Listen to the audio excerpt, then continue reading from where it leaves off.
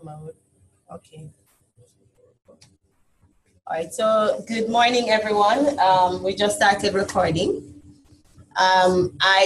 Earlier I asked, I gave a list of educational theorists, and I wanted you to choose one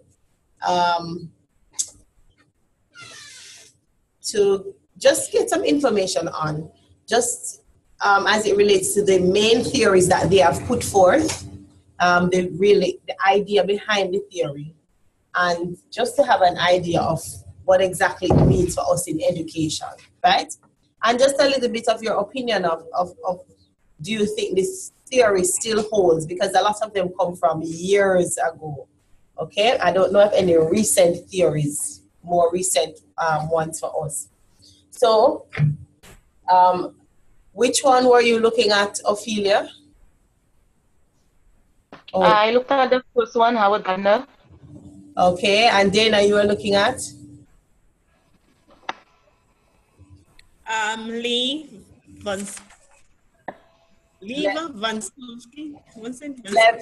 Vygotsky.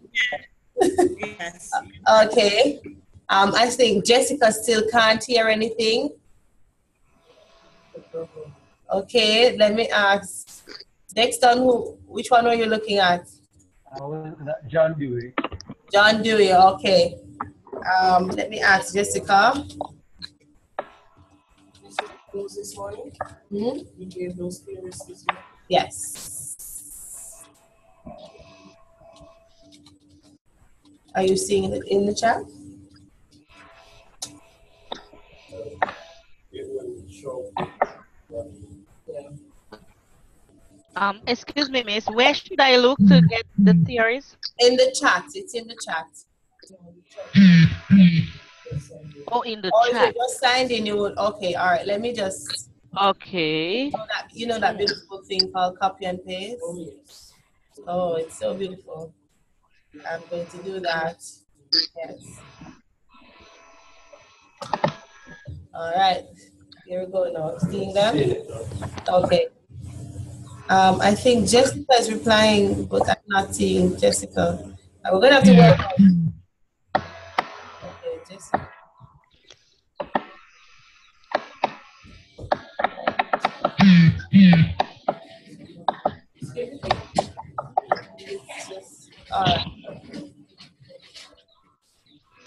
All right, so they're looking at so they've selected Howard Gardner, Levi Vygotsky, John Dewey. You could look at Atkins and Schifrin, Thaler, and which one should I take? Let me go 1 second there. You could do Jerome Bruner. Let me give Courtney, Jerome Bruner. Let me find, but let me ask, wait, Jessica. Where are we finding them? No, just do your research. Oh. Anywhere you can find them.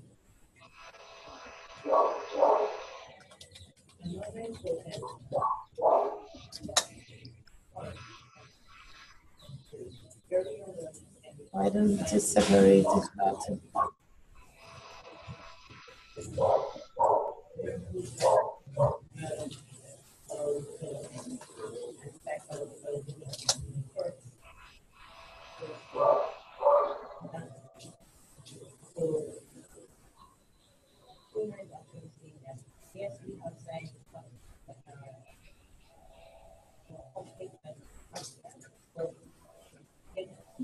Just be mindful that these are the more popular ones.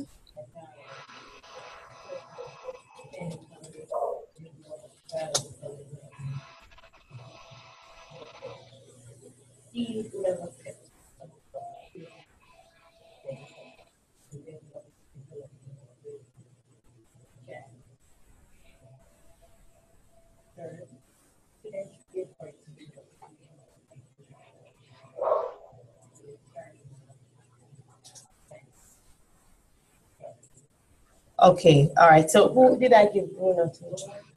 All right. So you look at Rosalind. You look at Piaget, and Okay. Courtney will look at B.F. Skinner. All right. So we're looking at two different.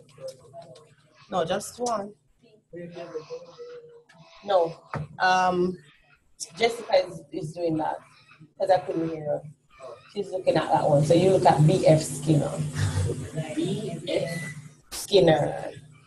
So I look at Jacques Piaget. Yes. All right. So, all right. I'm just going to give you a few minutes. Okay. Just so you're going to tell me now which theories that person has put forward or persons have put forth, the whole basis or foundation of the theory. Just to give me a synopsis of what the theory states and your personal opinion. Now you're going to put that in there and tell me what you think, if the theory still applies, if it's relevant. Okay? Or if you have any drawbacks, anything that you have to say that the theory is not, anything that you, whatever it is you think about the theory, I want you to put that. Miss, Yes. do we have to submit it or we just speak about it? Repeat Do we that. have to do we have to submit it on Orville? No, man, just speak about it. Okay, all right.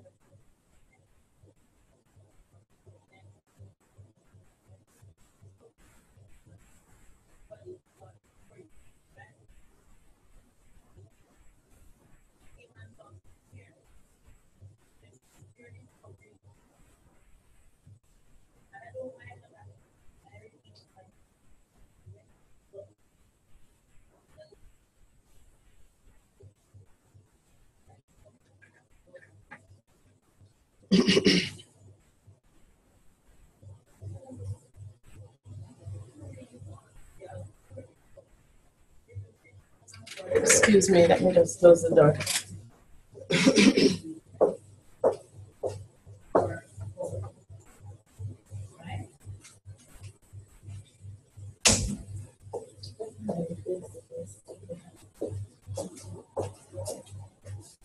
All right, so 10 minutes up. All right, I don't know how we're going to work this with Jessica.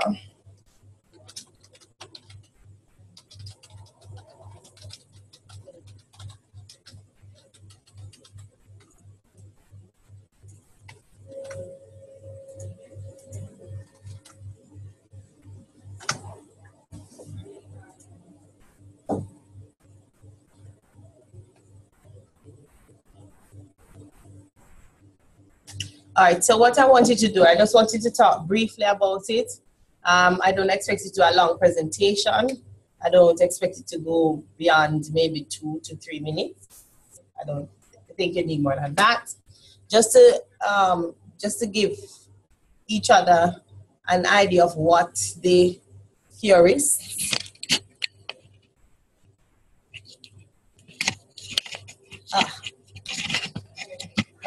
okay, so some persons it may be revision for some. Some, I don't know if there's anybody who might be hearing it for the first time, but the onus would be on, oh, she's hearing now. Oh, beautiful. All right, so do we go in order of the theorists, or will anybody want to jump in first? Do we start with Ophelia? Yes, Ophelia, go ahead and tell us what you found. Okay. Howard Gardner spoke about the 7 intelligences, which is the multiple intelligence. And he said that all students have the capability of learning. All students can learn. It's up to the teacher to cater for the needs of these students. Do you want me to mention the 7 intelligences? Sure, you can go ahead and mention them.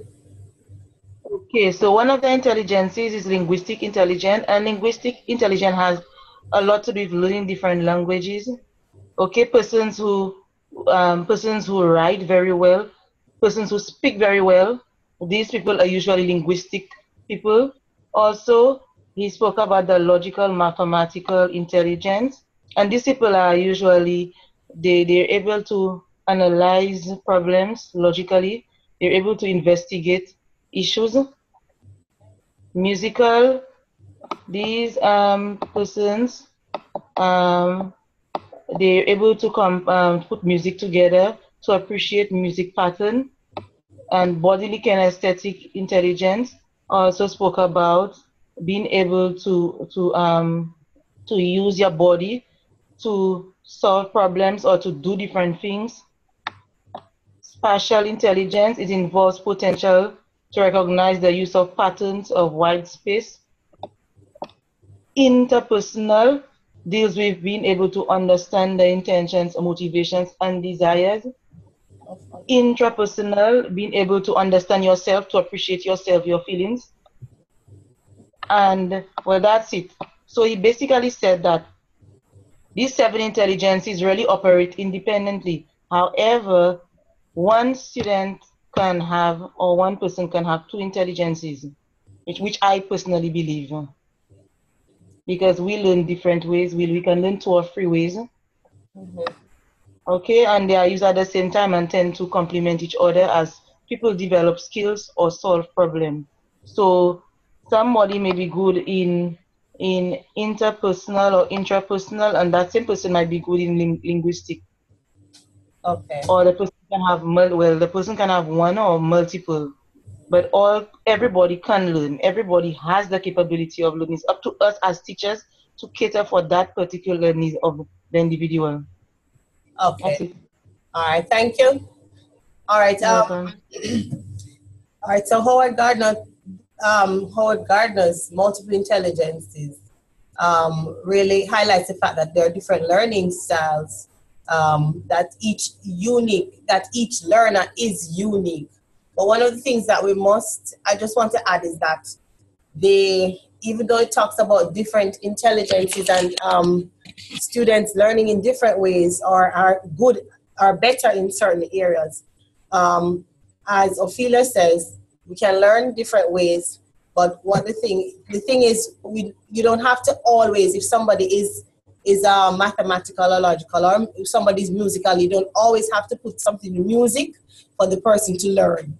They can still learn other ways. But we try to create that experience so that the learning, you want them to get the most out of the experience. Okay? All right, so who is next? We have Lev Vygotsky, that's Dana. Hi again. Yes. Well, Vygotsky, once we know he was a Russian teacher and philosopher, and then he believed that community plays a central role in the process of making meaning. So he was of the he argued that social context of learning was the way to go, and that he said that people learn through interactions and communication with others. He also examined how social environment influence your learning process. Your social environment influences your learning process. He suggested that learning takes place through the interactions students have with their peers, the teachers, and other persons that they encounter. And he says that as teachers, we must create a learning environment that maximizes the learner's ability to interact with each other. So when we are planning our lessons and stuff, we're supposed to keep that in mind and have learners interact with each other, whether it's through discussion, collaborations, and feedbacks, or through feedbacks. Okay, he also argues that culture is the primary determining factor that knowledge is constructed from. You learn through cultural lens, which is your interactions with others and following the rules set, the skills and abilities that shape your culture, okay? And he also believed that language promoted thinking and that the teacher's role is like a facilitator there to guide students. And he also believed that learning always occurs and cannot be separated from social context. And I think from our previous class, we all know what social context is, right? This is just learning from each other, right, guys? We remember this, right? Okay, so that's basically in a nutshell what Vygotsky had. Yes. And I believe this is still happening today in our classrooms because it is a good way where for students to interact with each other and then to come up with, to create their own knowledge guided by the teachers. So it is still happening presently. All right, thank you. Okay. Well, based on what Dana said, you know that Vygotsky is a constructivist, right? He's one of the main ones, one of the main ones in this area. All right, who got John Dewey? Yes. That's me. Okay. So, John Dewey's philosophy on education, it's basically an analysis of both traditional and progressive education. Yeah. Where traditional education focus on curriculum and cultural heritage for its content. Progressive education focus on the learner's interest and impulse and unconstrained by the educator. Mm-hmm. Now, Dewey didn't believe that one system was actually better than the other. He believed that take a little bit of both progressive and traditional elements and fuse them in the classroom. Dewey's philosophy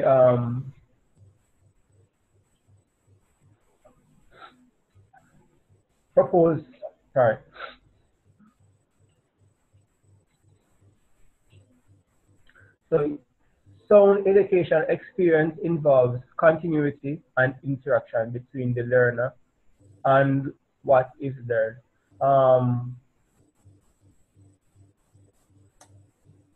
thus it comes with the theory continuity and interaction. Uh-huh. So yeah, so in a nutshell, he doesn't believe that a classroom where students have unrestrained creativity, if you want a better term.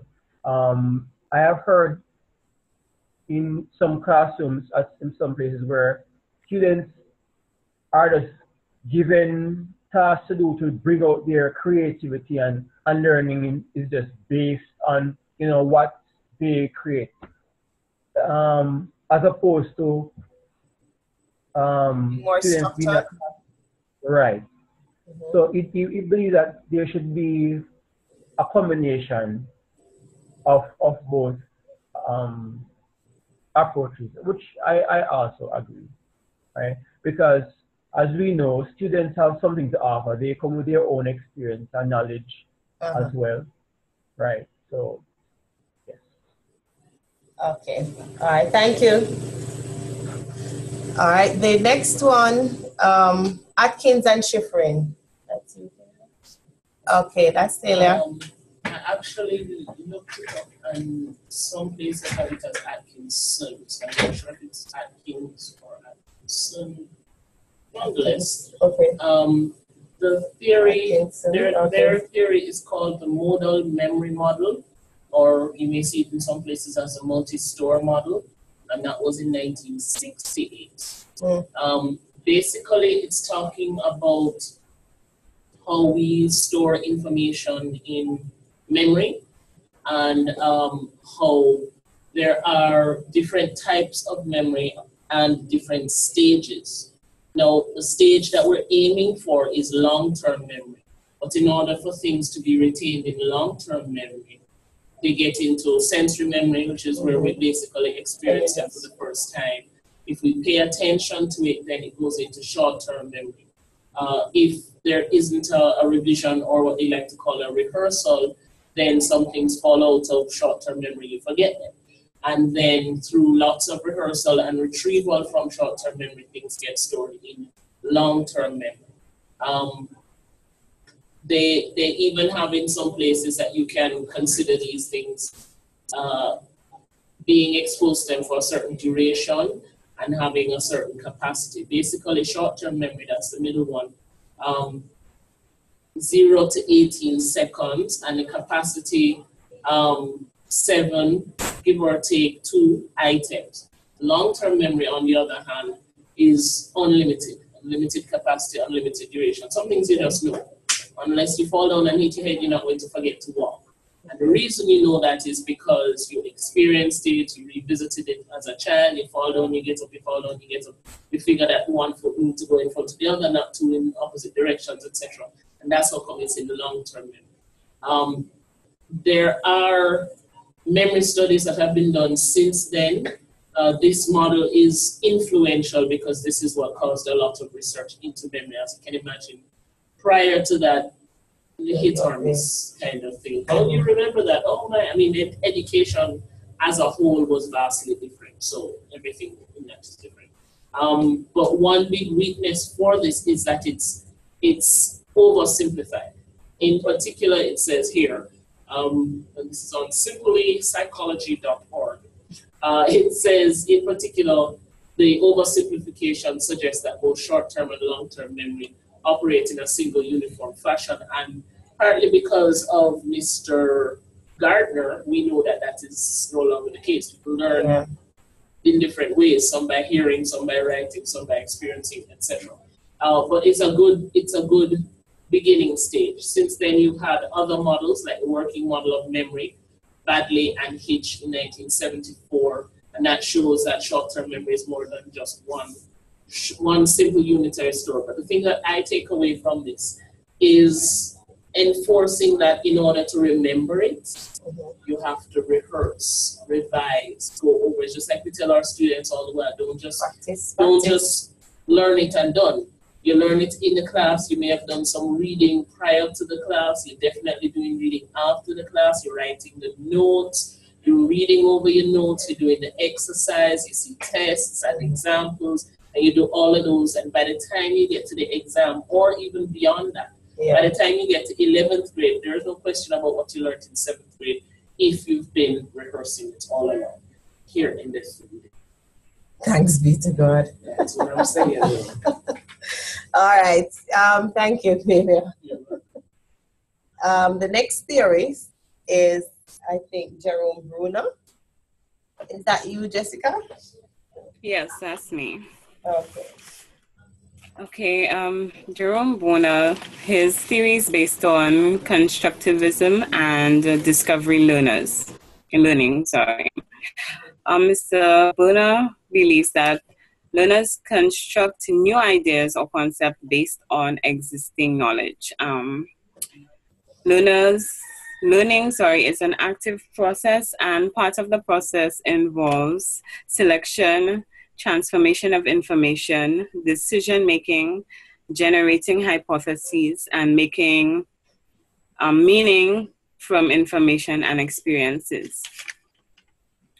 He also emphasizes the role of structure in learning. He believes that any subject can be taught at any stage of development in a way that fits a child's cognitive abilities. By revisiting basic ideas over and over, building and elaborating to the level of full understanding and mastery. So basically, he believes that we teach students to be learners. We teach them how to learn. You don't just give them the information, but you teach them how to learn.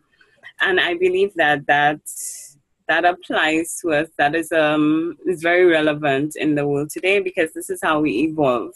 Okay, we don't just take the information and we learn it just to pass a test, but we use that information. We use it to excel. We use it in our daily lives to make decisions, etc. Make decisions and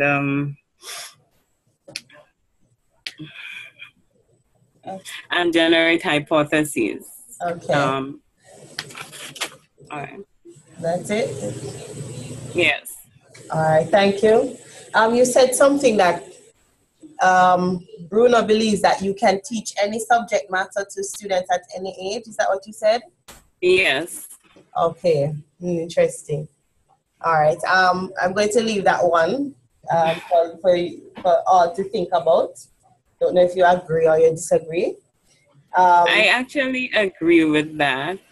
Because I think we tried a little in the school. We might not be executing it as we should as teachers, but I think because in our school we start teaching our students, for example, business subjects. I know we do in IT, but we can't even look at IT. In Form 1, we start with the basics in IT, teaching the students how to type, how to use the computer. And every year we build on that information. Yeah. From Form 1 to Form 2, and then Form 3 we start with the CXC syllabus. So I think it does apply. Okay, I'm going to go a little further than that. UK, I think they introduced coding to a set of 5-year-olds. So we're not just talking about introducing at an early level at the secondary stage. We're talking about even younger than that. And someone also had a discussion with someone, and they said that it was advised that as soon as your child is able to do certain things, start to introduce them to some sort of coding or programming skills, so that it helps to build the logical thinking in them, and they're able to solve problems, and they become better in terms of critical thinking, because this is what a lot of our students are lacking. So I agree with what you're saying. It is very interesting. It takes some amount of skill, though, to be able to teach children certain things. It just means that you have to be very, very skilled, very adept in that particular area to do such a thing. All right, so the next theorist is Jean Piaget. That's Rosalind.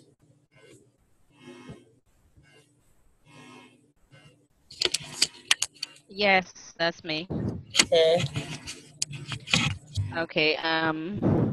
Listening to what you were just explaining along with Jessica, I think that ties in with what Piaget, believes in terms of the different stages of cognitive development. And what he's saying basically is that play is the only way things come about. So whatever subject, whatever level, it's good to incorporate a little play. But to go a little bit further, he spoke about the stages of cognitive development, and he pays attention to the age of the child, and he categorized them. So for example, at age 0 to 2, he believes that the child learns best by doing things. 2 to 7, the child learns best by using language and symbols. From 7 to 11, the child learns by demonstrating and understanding of causes and effects. So the child should be given the opportunity, to look at reasons, why, etc. And from age 12 plus, the child learns by also demonstrating understanding, but to go a little bit further, allowed to make generalizations. And looking at what Piaget really believes, in terms of the stages of cognitive development, I think this is extremely important, because sometimes here it is, you might have a 2-year-old child, and the child, here it is, that parent might be comparing that child with other children, or maybe you want the child to learn too much at one time. And as Piaget is saying, hey, you need to give this child a break, understand the cognitive level, before you go further. In looking at what he's saying as well, I looked a little at critics. There are those who believe that children learn through experience rather than the stages of cognitive development. They learn through experience. And I think the theorists who believe that are known as the empiricists theorists. So they believe that children learn through experience. And looking at that, compared to what Piaget believes in terms of the cognitive, the stages, there is a little issue here. There's also the nativist theorists who believe that humans are born with knowledge, with innate knowledge. Like somebody is just born smart. That's a genius. And here it is, that genius, gradually matures, and so, hey, that person will just be able to take in anything. So these are critics against Piaget's theory. And if you want to know if I agree with Piaget, to some extent, yes, I agree with him. Mm-hmm. And to some extent, I still agree with the critics. Okay. Yes. All right. Thank you. And the last one is Courtney, B.F. Skinner. Okay. So, B.F. Skinner.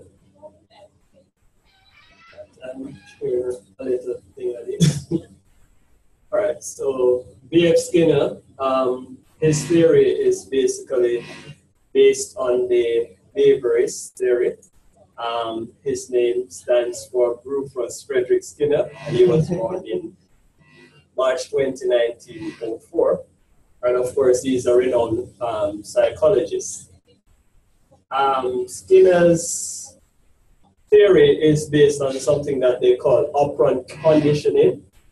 And basically what that is saying, that he believes in what they call an organism, which is anything, whether it's an animal or human or whatever, that you can modify behavior through operant conditioning. And what that is considered to be is the operant is something that operates on the organism, and they use what is called reinforcers, or whether it is a positive or negative, or they get down further and talk about that. So the reinforcers are the things that are used to generate or to condition the type of behavior that you want. So as it says here, operant condition, the behavior is followed by a consequence, and the nature of the consequence modifies the organism and tends to repeat the behavior in the future. So pretty much that's what that was saying. Basically, Skinner conduct research and shaping behavior, as I said earlier, through positive and negative reinforcements.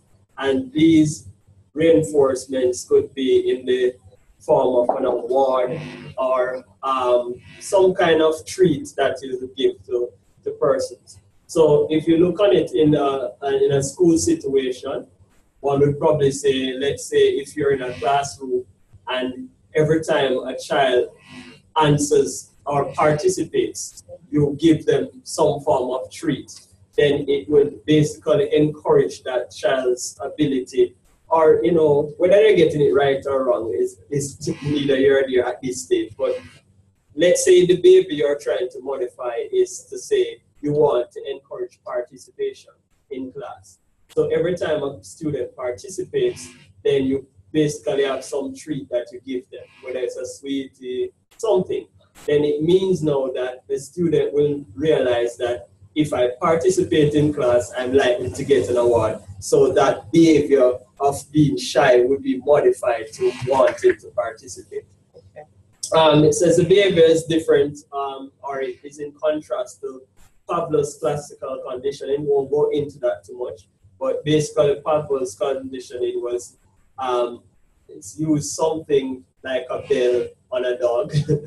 Little I remember of psychology, and every time you ring the bell, then the dog would salivate because he knows that he would be getting some form of food or something. So in a nutshell, what for his experiment, what he did was to use a rat and put them in a box they call the Skinner box, and basically the rat was just placed in the box without telling anything, and there was a particular pedal in the box that was connected to a food feeding tray or something. So if the rat accidentally bounces into the box and food comes out, then he would be rewarded with the food. So the behavior would be now trying to condition the rat that, okay, I need you to bounce on this pedal every time and you'll be rewarded by getting a food. So by getting food, sorry. So after a while, the rat would realize that every time I hit into this pedal, some form of food comes out. Pretty much, it's saying that this behavior is going to be, in the future, it's going to be there because it's cemented in the mind of the animal. So if you're looking in the classroom situation again, it would be if you are constantly getting good grades or you're doing what you're told when you're told in class, then you would probably use some form of reinforcers to encourage that student's behavior in a positive manner. On the flip side, if the behavior is not what you expect, then there's some punishment that is associated with that behavior. So you're trying to modify the behavior, whether it is you probably send them to detention when we know they don't beat students anymore, or you should not. So, Should not.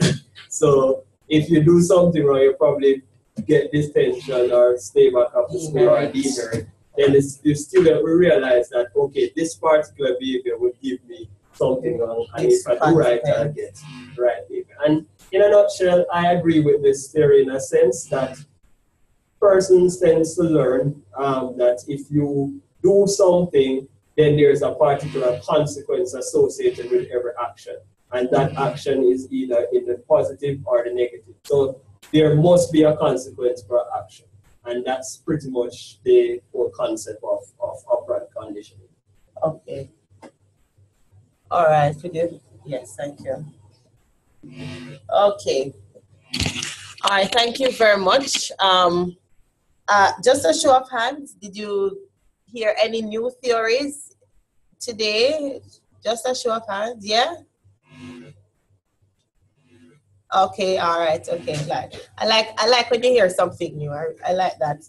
Okay, so and there are a number of others that we didn't look at. He mentioned Pavlov, which looks at classical conditioning, and there are a couple others as well, Bandura and all of those people.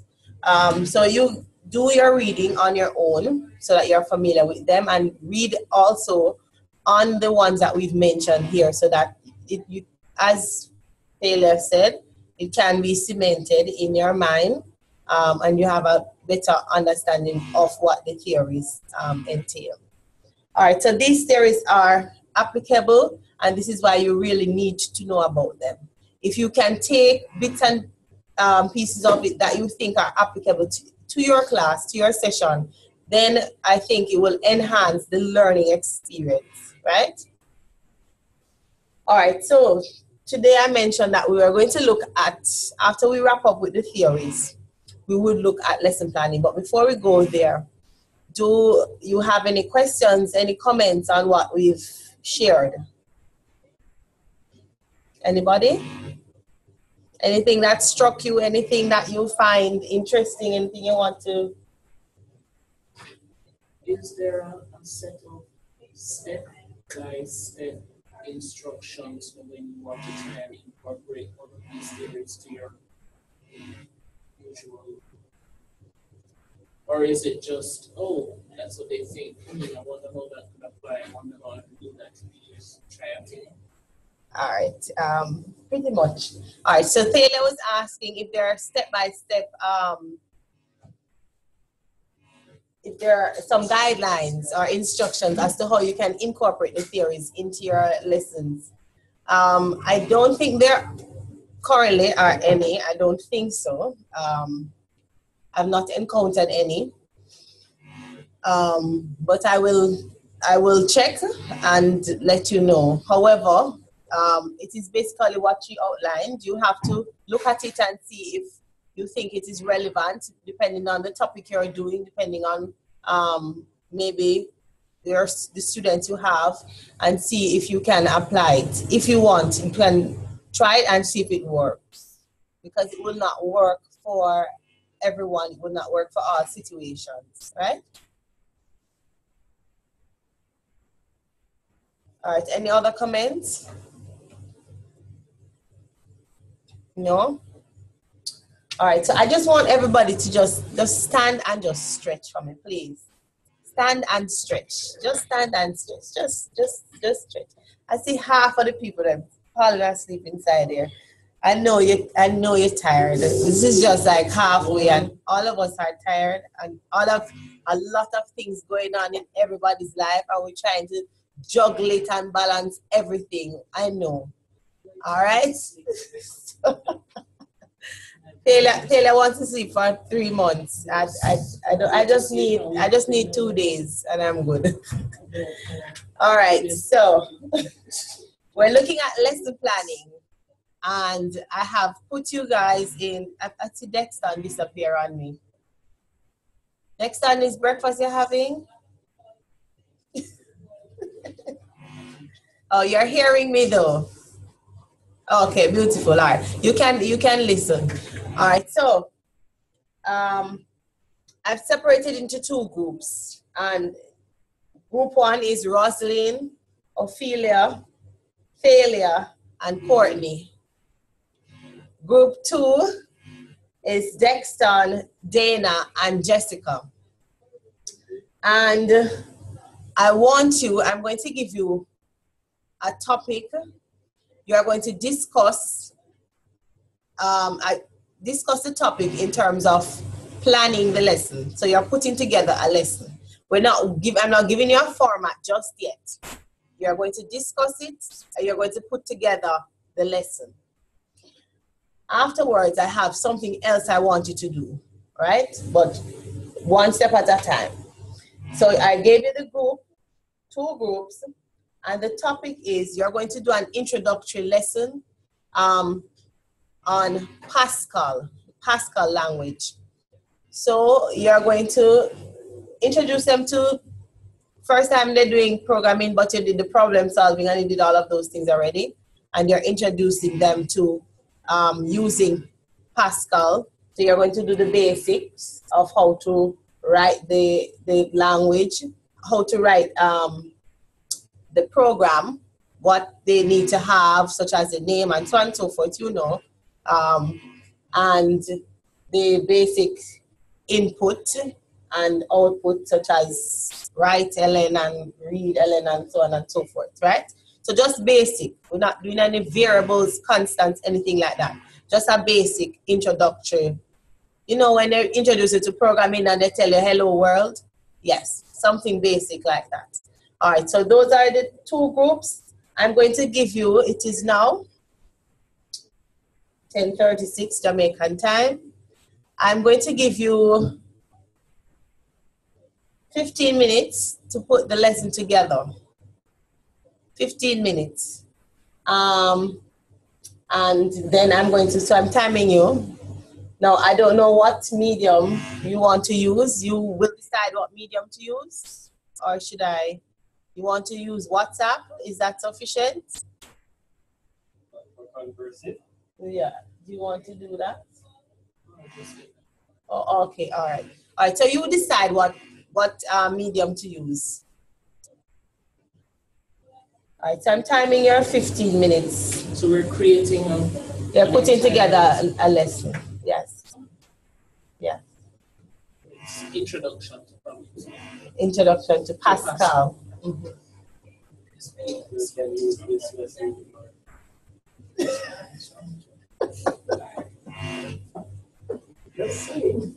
No, I'm not giving you the format to type it up now.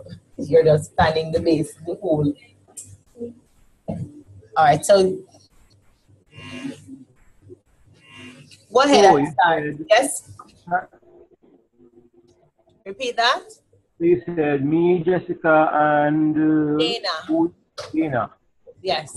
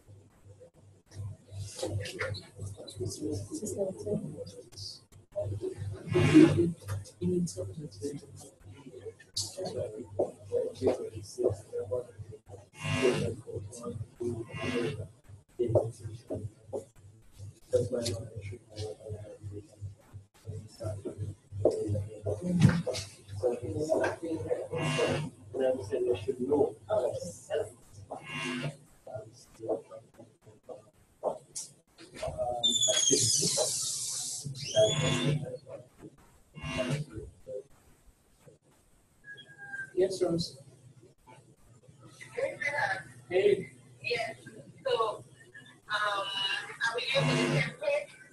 No, she said No, we're not writing brainstorming. it up. We're just brainstorming what and what we need to put in here. So that's right. We're not putting, yeah, some chickens in the background. Like, what is going on?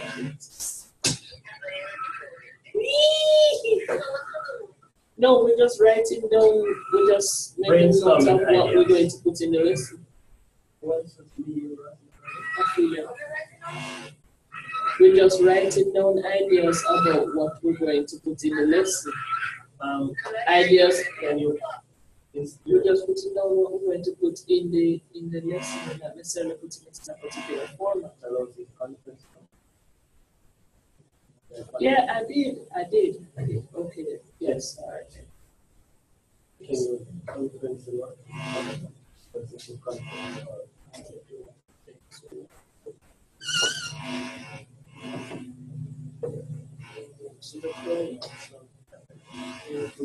You need that? Are you can be? Afida, are you kindly? Afida, Goofy. Alright. Tell you know what? Tell Rosny to call you and tell Ophelia to call you. So that way we'll be able to talk. Yeah. That way.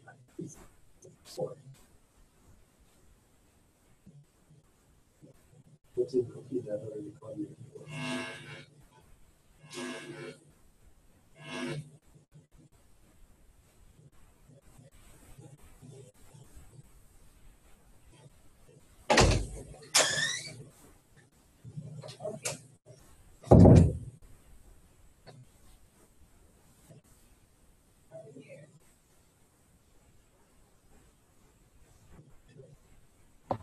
Yes, who was calling me?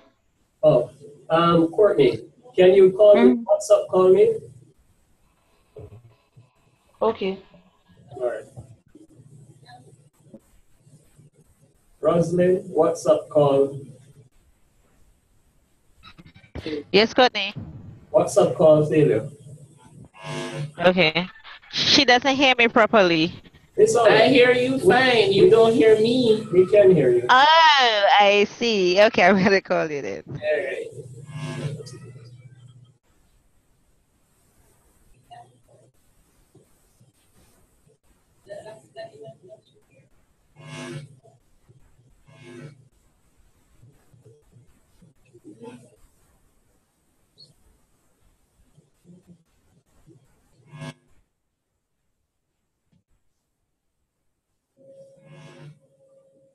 Yeah, okay then. Okay, better now. All right, so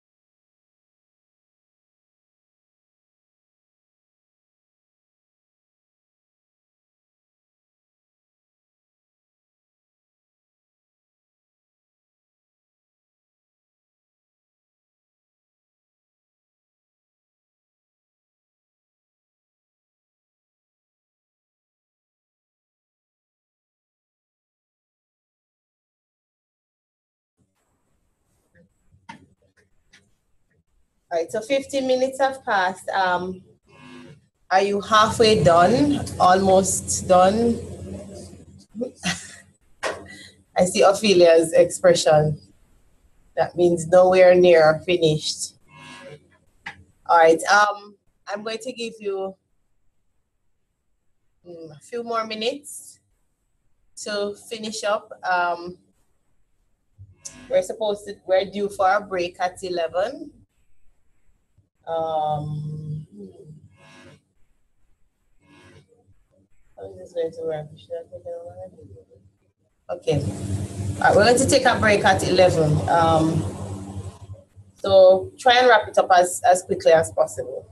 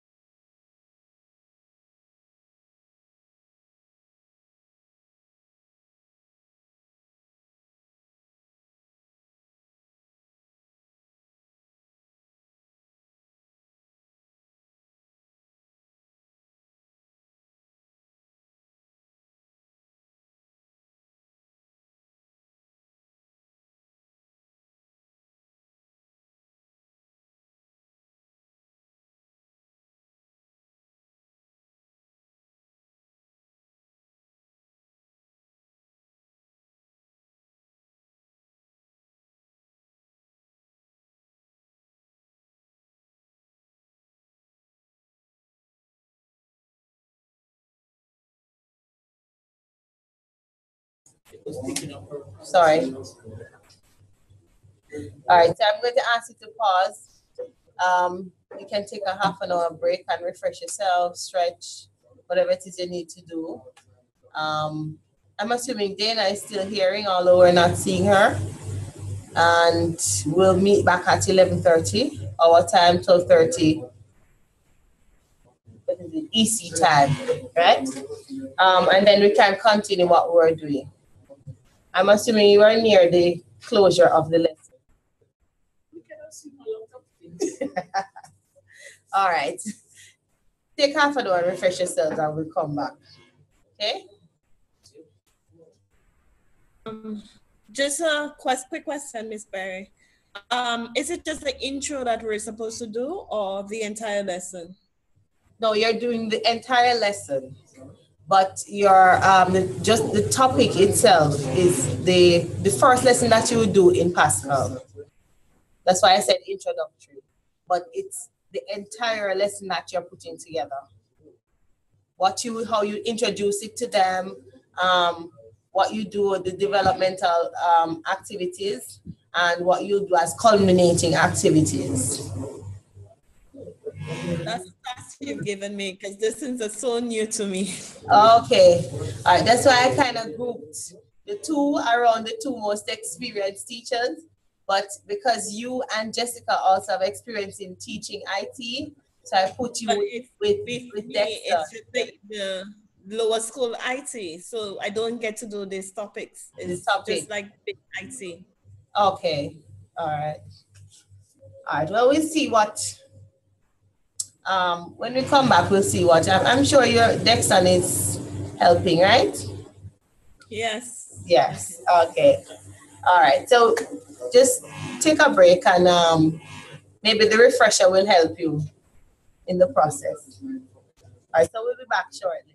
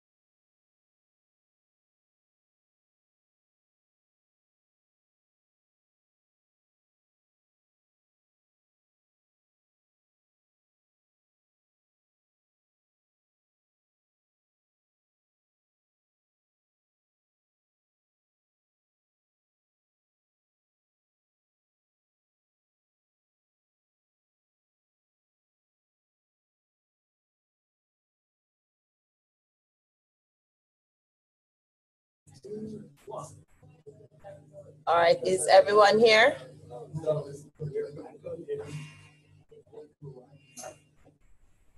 Dana, Dexter, Ophelia, Roll call. There's Jessica with those blueberries. I think it's party, man.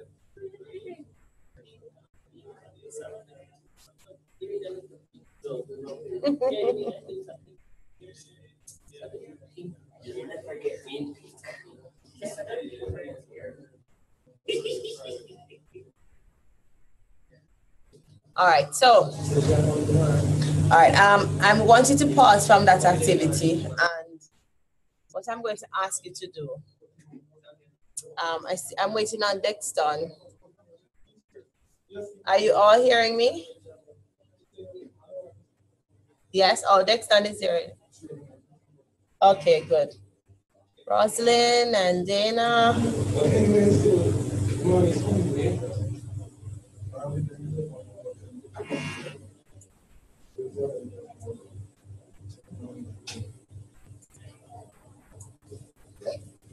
All right. Regarding the activity that you just did, I want you to do a little reflection, and I don't want you to present your lesson just yet. I want you to list for me the steps that you took when you were planning the lesson. You're going to list the steps that you took when you were planning the lesson. So if you want to write it down, type it up, just put those steps together. So I made sure that you went through the process of planning the lesson so you can look back and say, this is what I did when I was planning the lesson. What was the first thing you did? What was the second thing you did? Third, fourth, fifth, and so on. So stop putting the lesson together, reflect on the process, and list the steps that you took when you were planning the lesson. Okay? All right, I'll give you a few minutes to do that. Is 10 minutes sufficient? Okay, 10 minutes.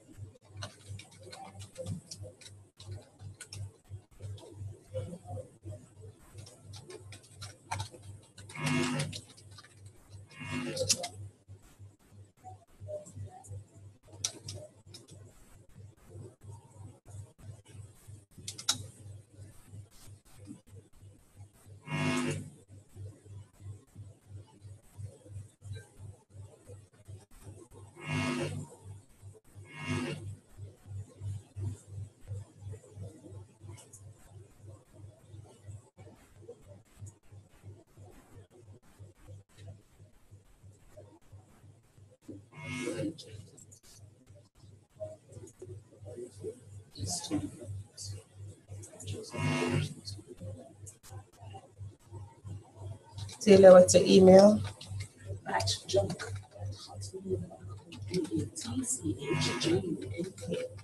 At HOTMAIL. hey. I say, you want a more formal sounding? I said, no, this one, you could not forget it. Courtney. Kind of. Courtney, what's your email? My name with a dot between Courtney.McTavish@gmail. I meant to ask you. Where McTavish came from? No, if you know Nadine McTavish. Wow. I've heard the name, but I don't know. Okay. I remember some. Courtney.McTavish at Gmail.com. okay.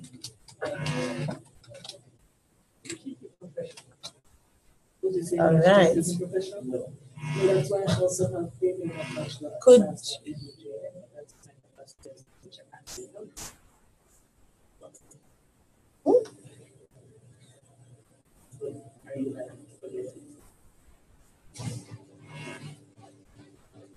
also it ensures that people remember what's could you please type your email address in the chat for me, please?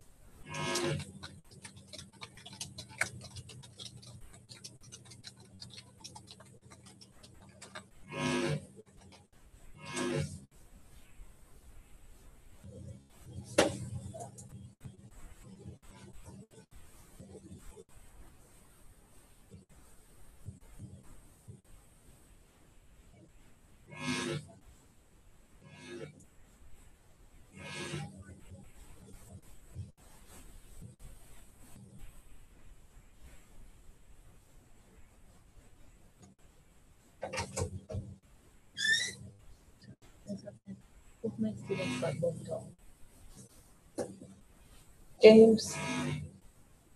Or anyone? James.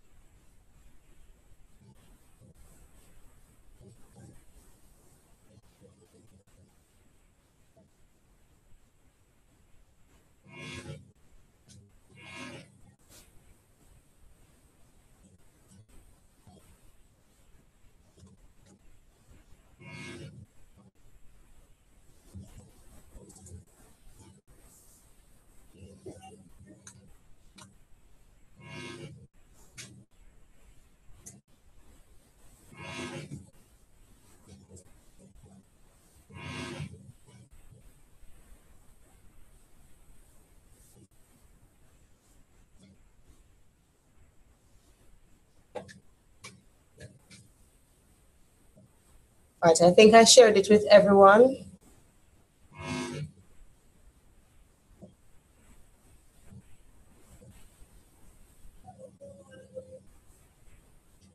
Okay, and 10 minutes have passed already.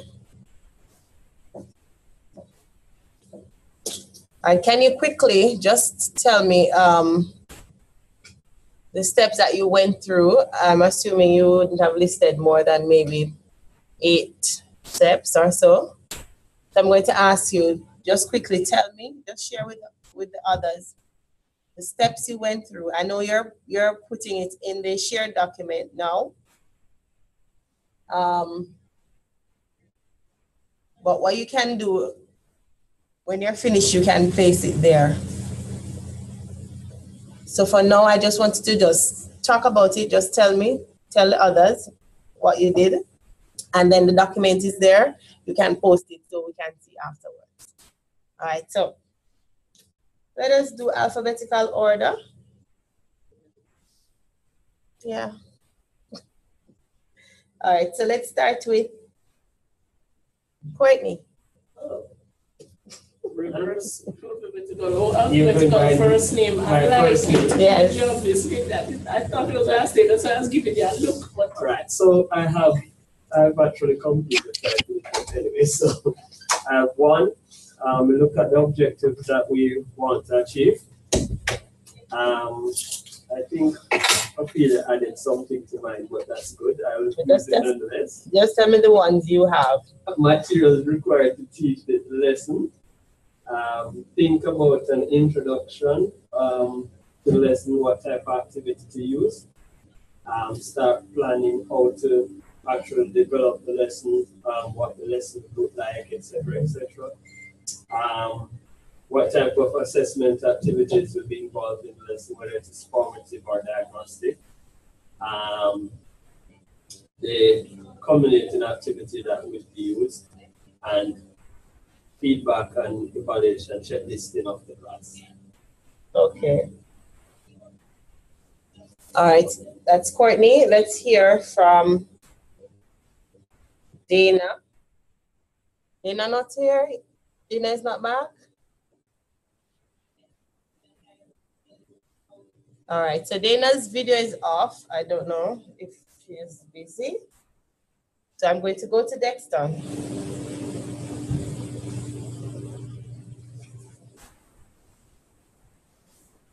Okay, so at first, I had to consider what the lesson would be about, topic, what should be achieved, the objective of the lesson, right? Then I have to consider what the students, what the background knowledge, what probably would the students know already. I have to consider what they could relate to. So since Pascal can seem to be very abstract, so I have to consider what students could relate to. So to know what I could integrate use as a culminating activity or so. All right, then I have to think about some approaches, how to approach it, so that it would feel student friendly, learner friendly. It wouldn't be intimidated. It wouldn't be like, this topic, this big thing, this great insurmountable mountain to climb kind of a thing. So I'll think about that. What kind of activity to incorporate to make it, seem very doable, manageable. All right, and then to think about during the lesson what activities you could do, and in order to have the students really grasp the topic, have the topic really cemented, become like like walking. Then I have to think of culminating activities and right. I was kind of in the process. I wasn't quite finished yet. So that's where I kind of stopped. Yeah. Okay. All right. Thanks, Dexter. The next person I want to hear from is Jessica.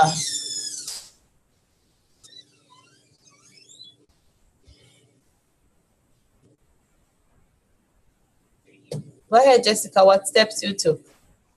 Yes, the first step I took was to look at the learning goals, what I want the students to get out of the class, come up with my objectives. Then I look at the resources that I would need to conduct the class.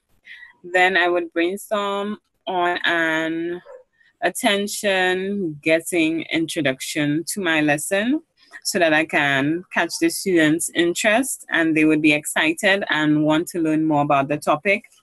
Then I would decide on how I would actually teach the lesson where the class is engaged and actively participating in the lesson itself. Then come up with a culminating activity for the students to do. Go ahead and assess the students. And then I would have my closure where I would recap what was taught during the class. And then lastly, come up with homework for the students to do at home. All right. So did you get to go through all of this, Jessica? Did you get to? No, we didn't. Okay. No, I did not. We didn't have time to do that. Okay.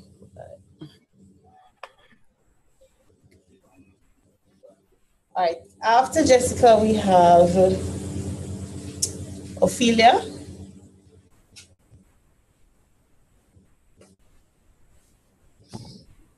Okay. First, we're going to start by the objectives. What you want the students to get or to learn at the end of the class. Yeah. The materials there to teach the topic. Introduction, how you're going to introduce the students to the lesson. The activity, which is the teacher and student activity. The coordinating activities. Evaluation, and a conclusion. Okay. The end. All right. What I wanted more is to get an idea of what went on with you mentally in terms of the thought process. What are some of the things you had to consider, think about in the whole process of planning the lesson. So what was the first thing that came to mind when I said plan a lesson on programming in Pascal? What were some of the steps? The objective. Okay, so the first thing that you thought about was the objective, right? And what are some of the other things that you considered? Are you posting it in the? It is already there. It's already there. All right. So you've listed parts of the lesson, but I don't know if I'm being clear, but what I really wanted to get an idea and insight into your thought process. That's what I wanted to really get into. All right, but I understand what you're saying, Ophelia, right? All right, let me go to Rosalind. All right, thanks, Ophelia. I'll look at it on the page. Yes. Miss, are we supposed to post something? Yes, I've shared a document with you. You can post it there when you're finished. So just tell me. On our VLE? No, it's on Google Drive, and I sent an email to you. Oh, okay. Well, I'll check that then. Well, I'm happy you were clarifying for Ophelia, because listening to everybody is like basically everybody was speaking about the steps in a lesson. Yeah. And I did not want to repeat that. Okay. So if it's what I went through with regards to the group planning the lesson, then that's what you want to hear, right? Yes, I want to hear about the whole process. Oh, you want to hear about the whole process? Yeah. Okay. Basically, when I heard about preparing a lesson in Pascal, I really I don't know. I probably felt a headache because honestly, I've never even done anything with regard to that topic. I don't know what it is. So, I started doing some research, and one of the first things that hit me was what activities I'm going to really give and how I'm going to do it. Okay. You know, like the approach, the method that I was going to use. Also the content. You know, I started researching on, you know, what is it I'm really going to focus on with regards to the lesson, the knowledge, the content that the students will be getting, basically. Okay. Did I say enough, or you want more? That's fine. If that's where you got, that's fine. Yeah, we're just talking about my experience, and we keep WhatsApping and you know, basically, yeah. All right. Thank you. All right, thank you. If you can just post that in the document, that will be fine. And I have failure. Hello all. Hello all. Things that I would do if I'm writing a lesson plan. One, you think about the topic. For some topics, things. I want to know what you did. This right. Just all right. So I thought about the topic. Some things jump right to mind. It's been a little bit since I taught 10th grade, which would be when we'd introduce it at our school. So I had to do a little thinking. Consult the syllabus or the curriculum guide, or in this case, Ophelia's WhatsApp. Big up, Ophelia. Then you'd find one or two appropriate activities, think about it, talk about it. And in my thing, I also have discussed with others if needed. So we started talking about what particular activity we do with it. That we present something, or they would do something, what order we do it, that sort of thing. Then considering the group of students is when we started talking about if these would be students who had already done something prior, we determined yes, they would have no problem solving. So what can you assume they already know and can therefore build on it? Then figure out what order of presentation. So you may say, yes, I need to say something as a lecture, they need to do something, so you want them to do it before you say it, or say it before you do it, figure out which all is that messing around with it, write down and scribbling. And then what would come next is we would have determined what assessment would work best, considering it's the first class and, you know, what kind of thing we'll do, questions, or we're going to do homework, or what. So that would have been Okay. All right. I hope everybody heard that. Yeah. Okay. Dana, would you like to share with us what went on? Seeing that you're one of those who never taught programming either, could you share with us exactly what was going on in your mind when you were participating with the group, the whole thought process of helping to plan the lesson? Okay. What was going on in my mind is how can I give an input when I don't know what to do, what programming is all about? Because I've heard about it, but I've never actually really went or did any research on it. But then in between, I had to be researching, finding some textbooks and find out these Pascals and give my input. But then, Dexter, he helps in understanding, in helping me understand what programming was all about. And then from that, I came up with, okay, so how are we going to be teaching? How are we going to put the lesson together? Then we need, you need an introduction, you need this, so then, I had to be trying to research and trying to give some kind of input. So it was kind of really hard tasking on me. Okay. But then I think we got someplace somehow. But then we know the steps of lesson planning, the things that are required for lesson planning. So this is what I used to help me. I just took it one at a time and try to. Okay. All right, thank you. I really appreciate that.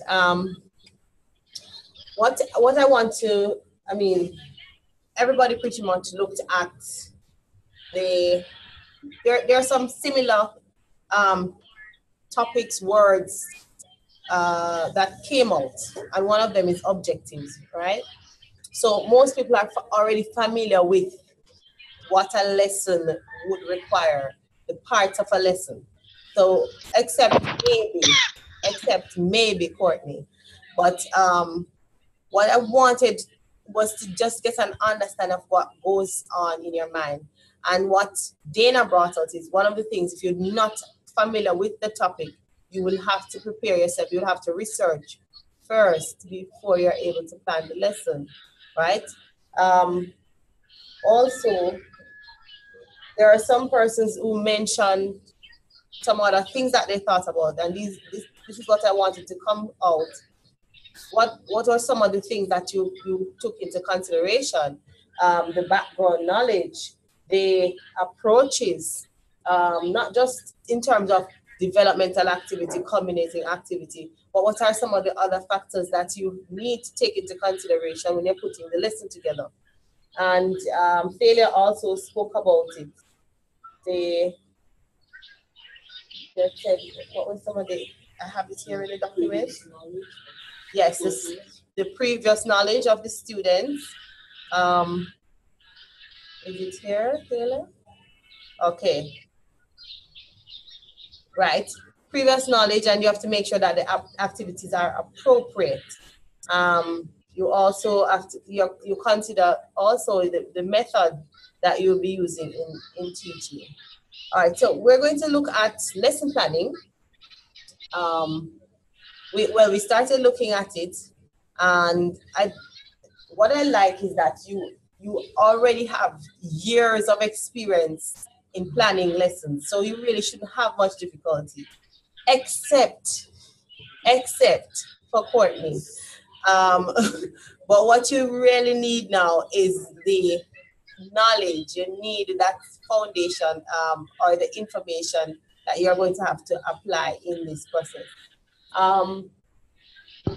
As I said, you're supposed to be getting that information in the other course, so I won't delve into that.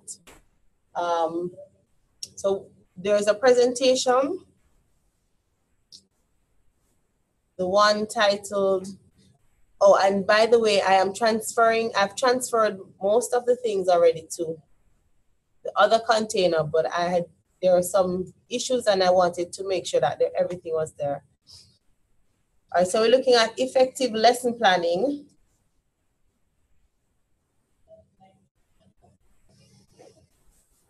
Which one of the containers are we looking at? The original or the one? The one with the dual code. Yes, the meta container.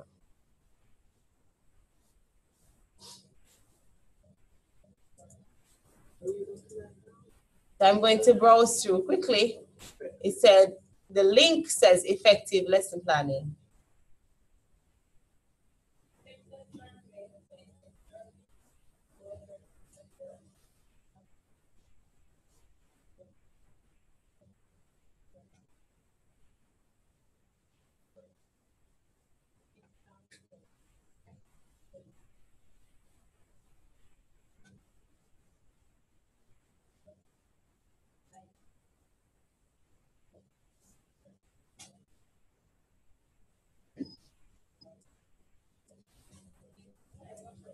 Let me see. Let me just share this.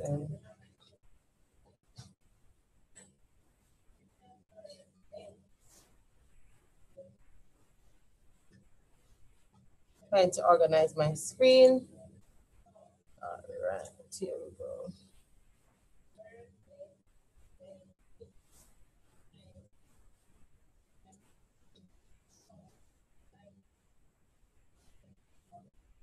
All right, is everybody seeing that?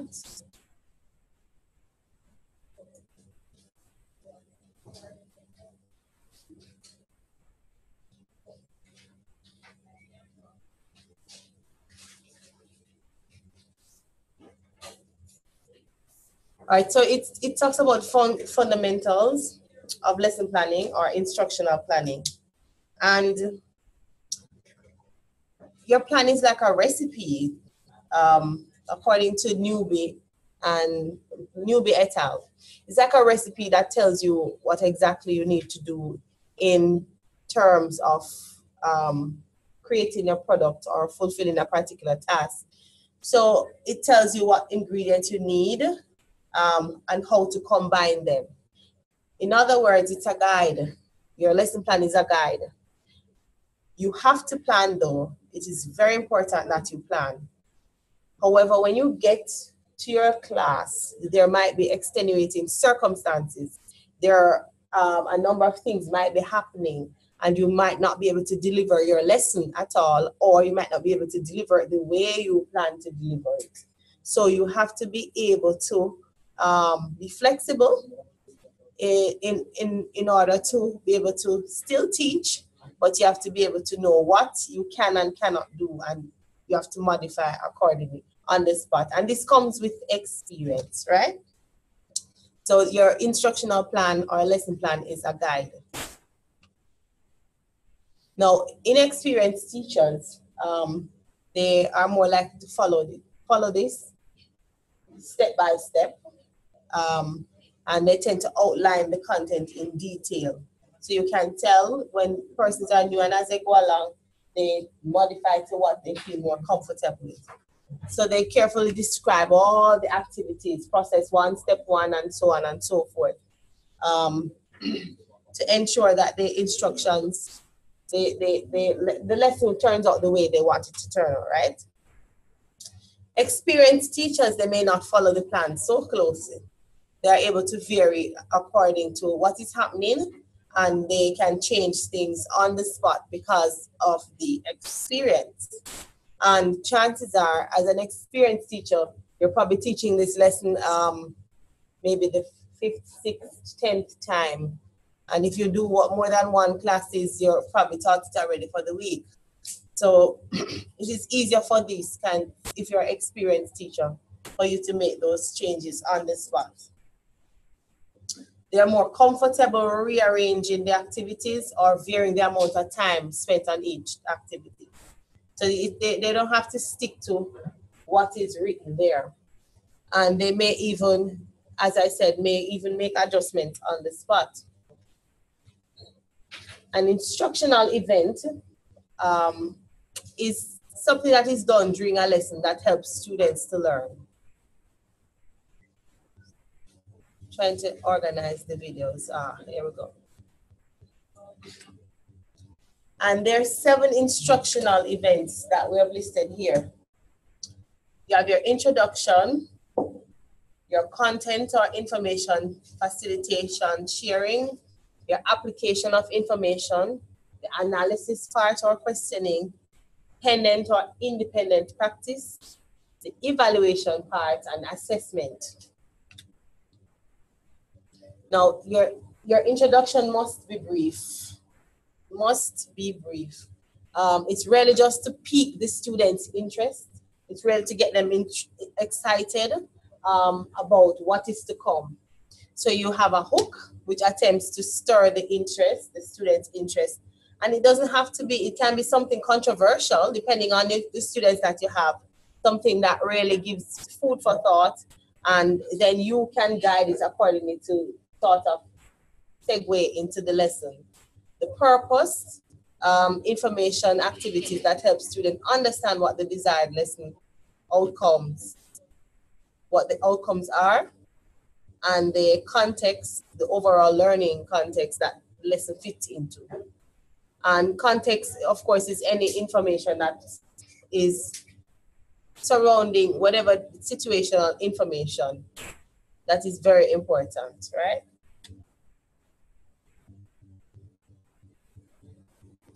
So when you're developing a lesson, you consider how the outcomes of the lesson will be communicated to the students.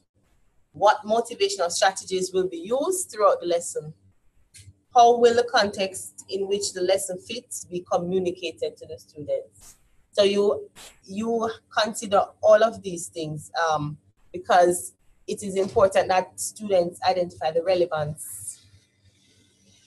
Sorry. Okay. It's important that students are able to understand or recognize, appreciate the relevance of whatever it is you are teaching them or you're trying to get them to learn or you're facilitating in their discovery. So after you introduce the lesson, then you share the content, whatever it is. What of this content do I want the student to learn? It is always important. I think it's better that you put small. You make sure that the content is not overwhelming. You try to make sure that it's not a lot. Better you do your lessons in smaller sessions rather than you have this whole host of information that they have to learn. If you have a lot of information, you break it down and you introduce to them in steps, or you have ways of engaging them in discussion bit by bit. What is the best way to help them learn the desired content? Which approach to content delivery, facilitation, presentation, or sharing will be most impactful? So you decide all of these things depending on your topic, depending on your student's age, and so on. You decide whether or not you want to present it to them, you want to allow some sharing, you want to facilitate them with whichever teaching method. You have to consider all of those things when you're planning. And this is just for one lesson, right?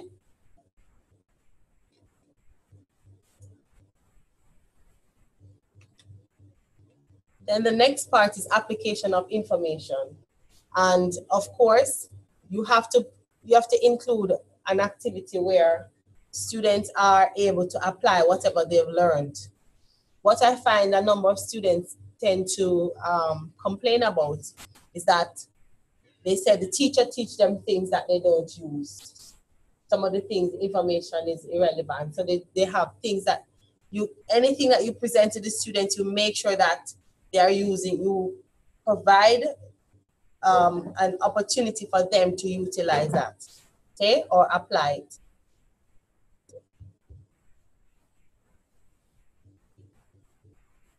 Now, analysis or questioning. Questioning is a very important part, because questioning allows you to unearth whatever the students know and to be able to bring forth certain concepts and ideas that you want the students to be mindful of or to focus on, right? And so it allows them to analyze. In this part of questioning, it allows them to analyze what is being put forth to them. Dependent or independent practice. What we try to do, if let's say it's something, let's take programming for example, you would start with an activity, you allow the students to, you work along with the students in putting something on the board, creating a simple program, and that would be your dependent practice. Your independent practice now would be giving the students something to code on their own. So you have to put all of these activities in there. And in this, you would consider whether or not you would have the independent practice done in homework as well. You have to consider how many activities you would give them. You know your students, you know if you give your students 10 things to do, you'll know what will happen, or whether or not you'll just give them 2 or 1. So you consider all of these things. Evaluation of teaching and feedback. You have to go through that process of, I want another word other than reflection, but you have to go through that process where you will look at the entire lesson and you, well, yes, some persons have a checklist. Some persons don't use one. Some persons just look at certain specific aspects of the whole class.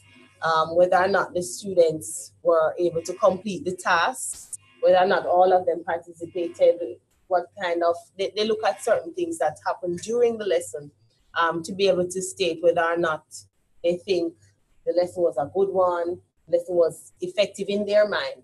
Until assessment comes, of course, then you know whether or not the students understand. So but you still have to go through, and based on that, you will decide whether or not next class I have to go over this aspect or I can move along, right? Or you decide whether or not you want to give them some work outside of class or something else that will help to cement whatever it is you want them to learn. And your assessment, Courtney was talking about assessment, right? And you did a whole session on a whole course on assessment. So we don't need to go into this about your Formative, yes. Okay, your formative, diagnostic, and your summative assessment, and when it is appropriate and so on. What we find is that not a lot of persons, we tend to focus more on summative assessment. We put a lot of emphasis on that. The big test coming at the end of the term, the big test coming at the end of the year, we put a lot of focus on that.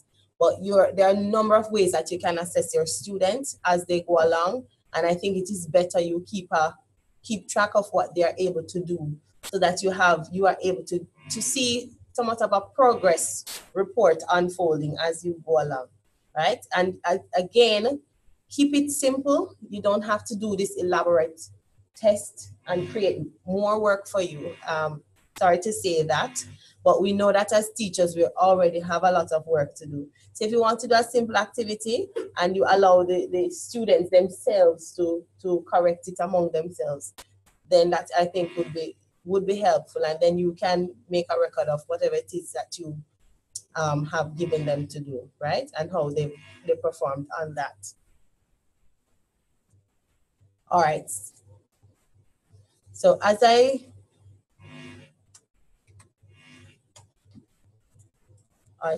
mentioned, all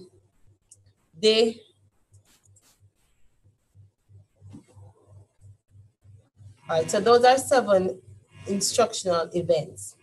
Now the other The other presentation looks at lesson planning basics. So they go hand in hand, and it talks about a number of things that you need to consider. But I'm not going to go through it with you. I'm going to ask you to go through it. Which one is that? The presentation that looks at introduction to lesson planning.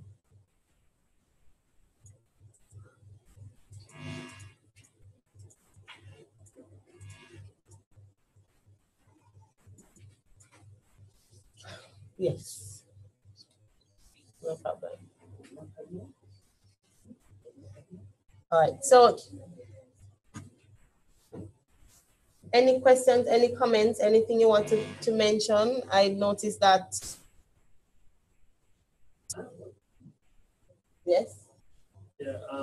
Okay, Courtney has something. Well, earlier you were saying, as it relates to the assessment types and so on, and you rightfully say that a lot of times we tend to focus on, or most teachers tends to focus on summative. What I realized, and while I may not have a lot of classroom experience in terms of teaching the content of a course, I've actually did some IT thing in the past, and from time to time, in my previous work, I may have to kind of teach people in terms of how to use a new application or so on and so forth. What I realize is that looking on assessments, sometimes it is that we are really applying the assessment, whether it is formative or diagnostic, but the reality is that we just didn't know that we were doing it. Okay. So it wasn't in a structure, but at least Okay. I find it for myself. Because just thinking back now, I can recall when I was doing a little exercise with basic information technology and teaching people to use Word and Excel and so on. I realized that I was doing some formative assessments there, but at the time I just did not know that that was it. In my mind, I just thought that, okay, this is what you should do as a teacher. So you probably ask a question, you give them some examples, and you ask them to do something and see how they would react to it. So I think my main challenge is how to organize all of that into the lesson plan itself. Okay. So it's like I can do it, but it's how to organize it to get it done that I have the problem. Okay. All right. Something that you mentioned, and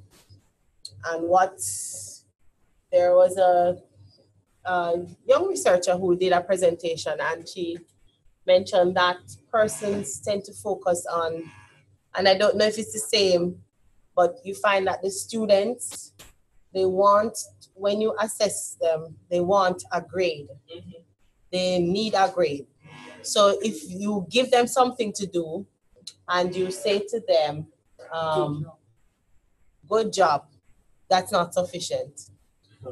They want to know, did I get 9 out of 10? Did I get 80? Did I get 75? They want to know that. No matter if you give them detailed comments as to where they fell down and where they need to improve, they still want a percentage. So I think it's something that is sort of, I don't know if it's innate or it's ingrown.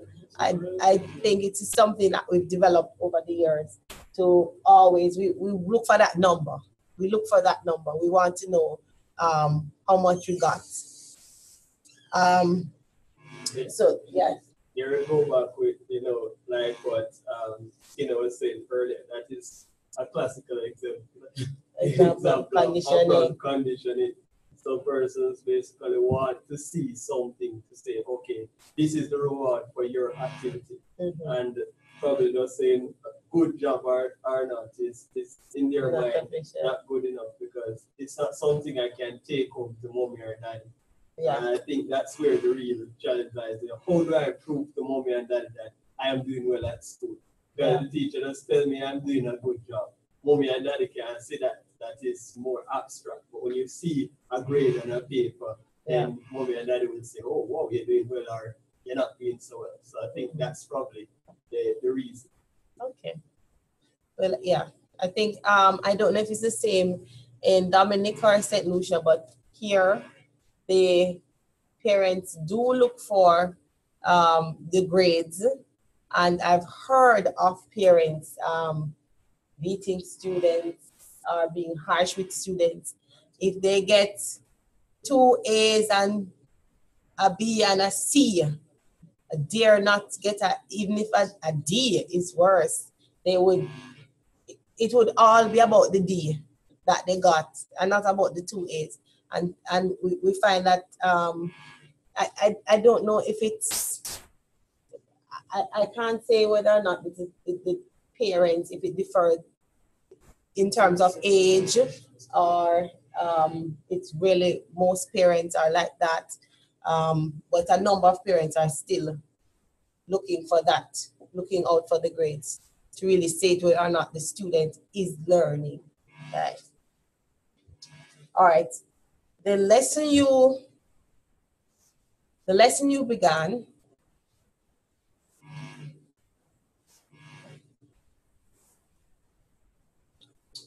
Can I just say something else? Yes, go ahead, Courtney. So, and as it relates to that point, I remember, because my daughter is now at the kindergarten, moving to the primary education level. And at her school, they use the kind of formative or summative assessment where they just say very good, good, or whatever on their report cards. And I can recall going to 1 or 2 parents teachers meeting, and a lot of the parents there were complaining, why this report card don't make any sense, because you can't carry that to the next school, go show the teacher that it's very good, or what does very good mean, or so.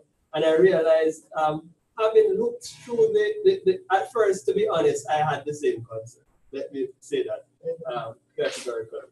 But then when I looked through what they were actually evaluating, it was not so much, because at that level, what they really want to see is the development capability of the child. But we are so programmed as parents to, I don't know if it's to want to boast to our friends or others to say, you know, my daughter get an A or a B, probably that's the real reason. But then we are so programmed to see in a grade that even though you might look and see the improvements, because I remember when she started basic school, she could hardly color or identify colors, for example.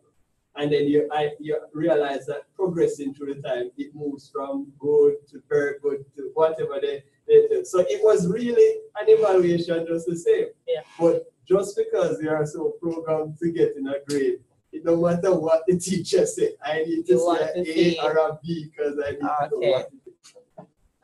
If I can piggyback on that, thank you.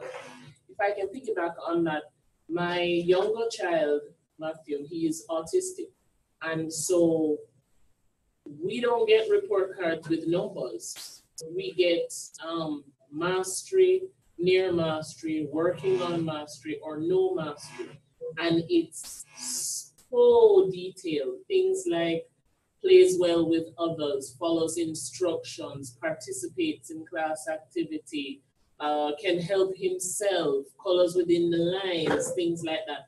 But I've noticed recently that in addition to the key that they give you at the top of the report card that says NM means near mastery and NOM means no mastery, they've also put a number beside it so that you get an idea. So if you say somebody has mastered it, then that would mean numerically they're hitting 80s, 90s, 100s. So I know that there's some parents that are like, oh, that's what you mean all of a sudden, even though it is way more detailed than any report card I've ever seen.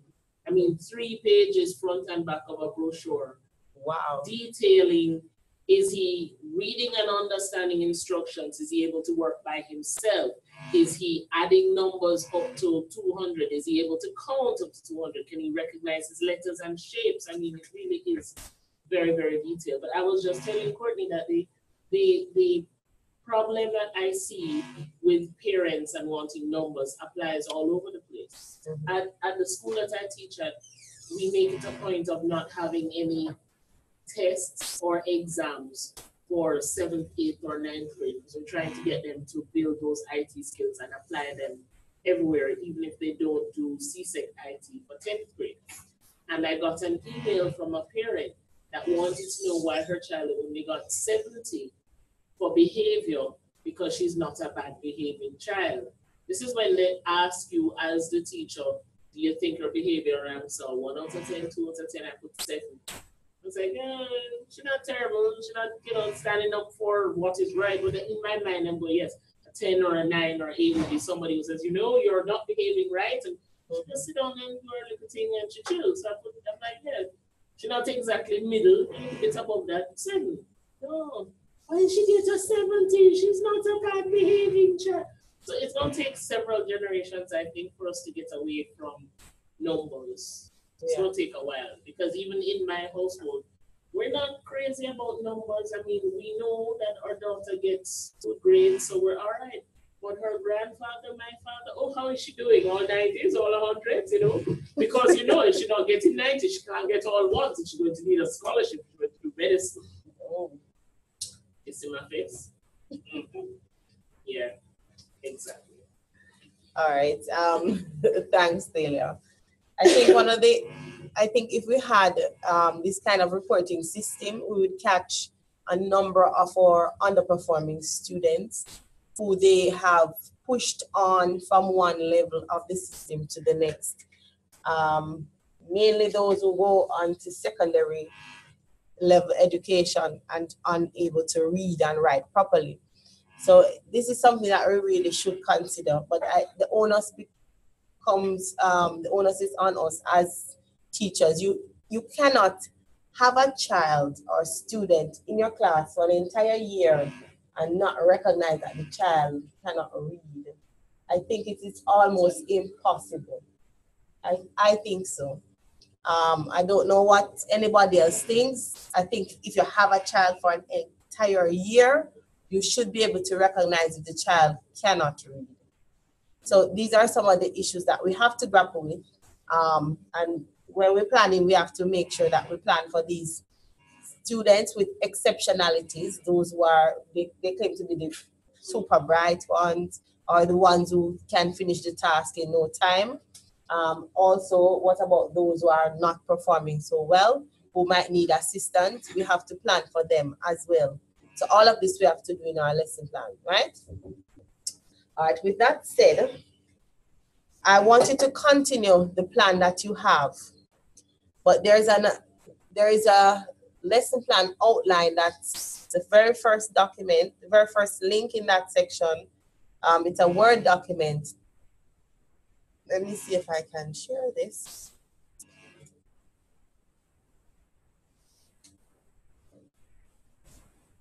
All right, yes.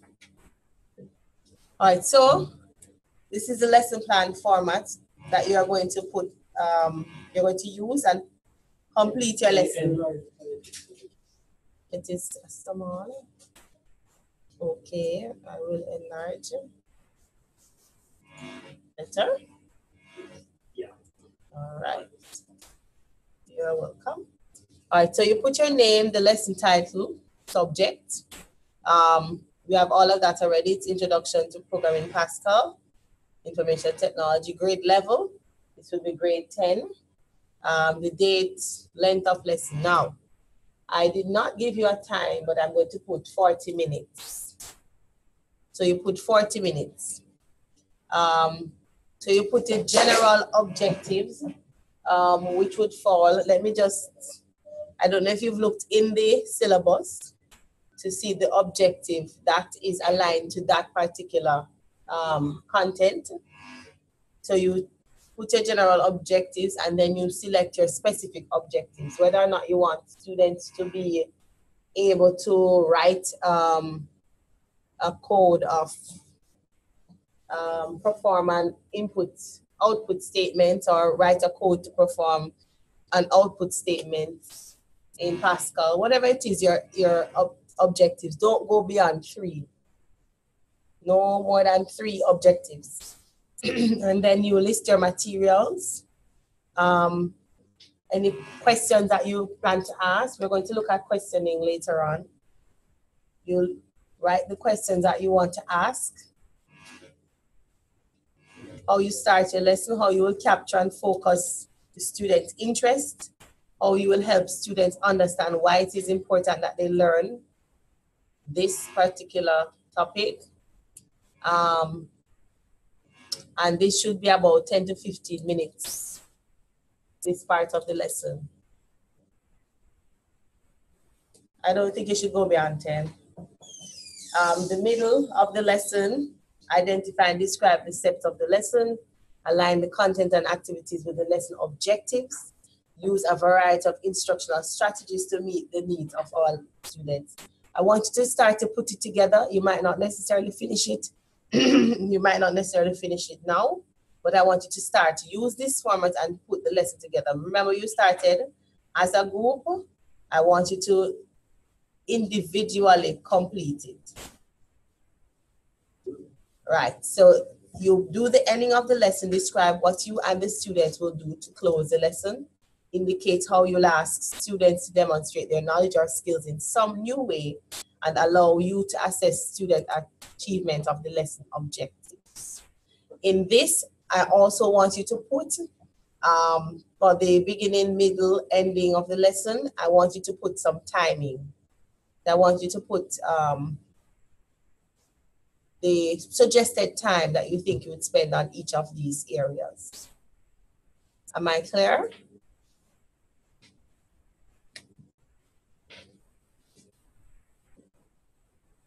Yes? Clear in terms of? English. I'm clear in terms of English. So you understand what to do, Courtney? No, okay. All right, so it's what exactly? All right, so let me understand now. For Dana, Ophelia, Jessica, who has not taught, is it that you're not familiar with the syntax of Pascal? Is that it? Very clear. Yes, I do not know anything about To Pascal. me, it's Greek. It's Greek. Okay. So I do not know how I'm going to write this lesson plan. All right.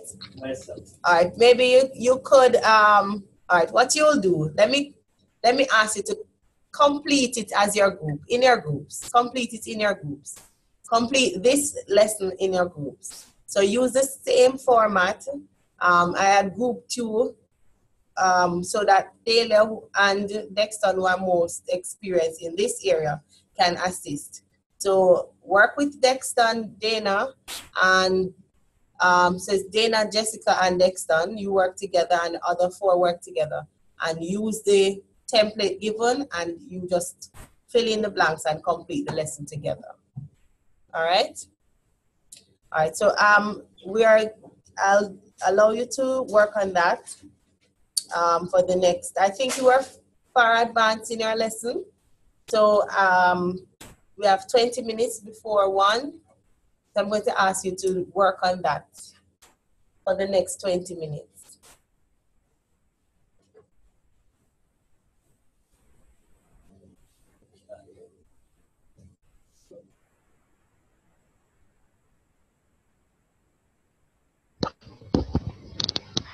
Excuse me, miss.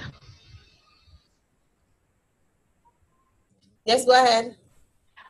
So we use the lesson template to complete that lesson? Yes. So whatever it is you put together so far. What we were, the document we were just going through, that's the guide, right? But there is a template that you uploaded on our VL. Is that what we use? Should we just... No, that's the same one. Okay, it's just you just structure it differently.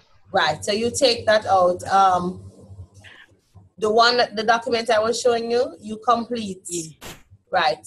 So put the information according to. Oh, just use that specific. Okay. Exactly. Because I know I saw templates. Yes, there's another one.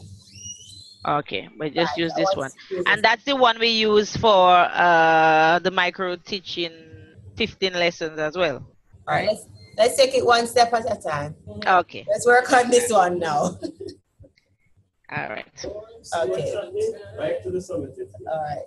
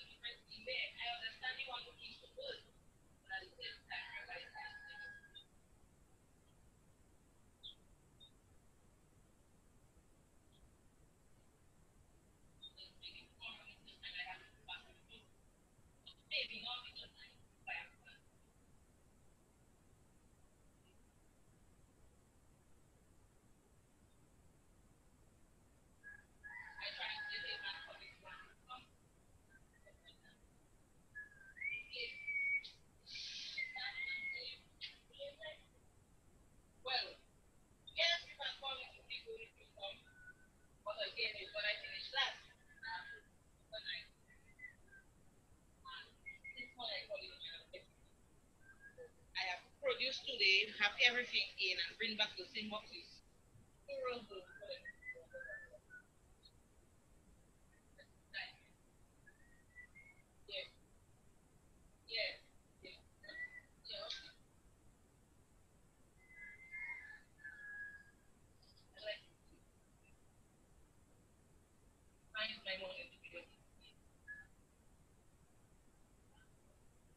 And he used the money that he used to ask if you can use my money, I give you $5 for that.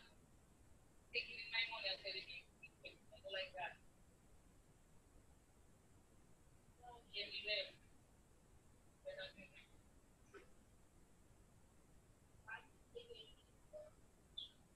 But to do his business now and then he go and see doctor. Because I don't pay money for you to see doctor, I pay you to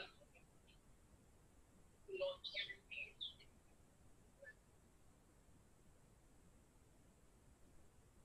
One asker for the director.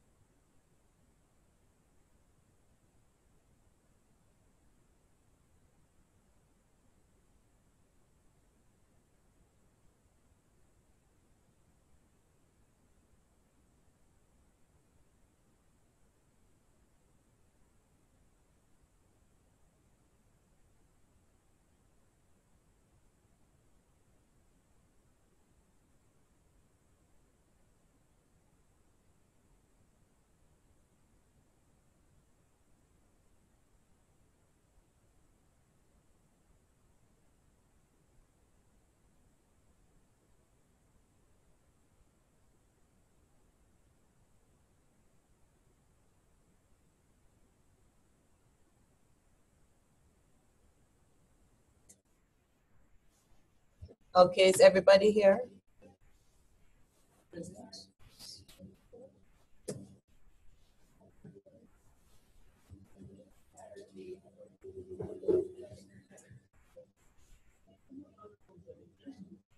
How far are you with the lesson?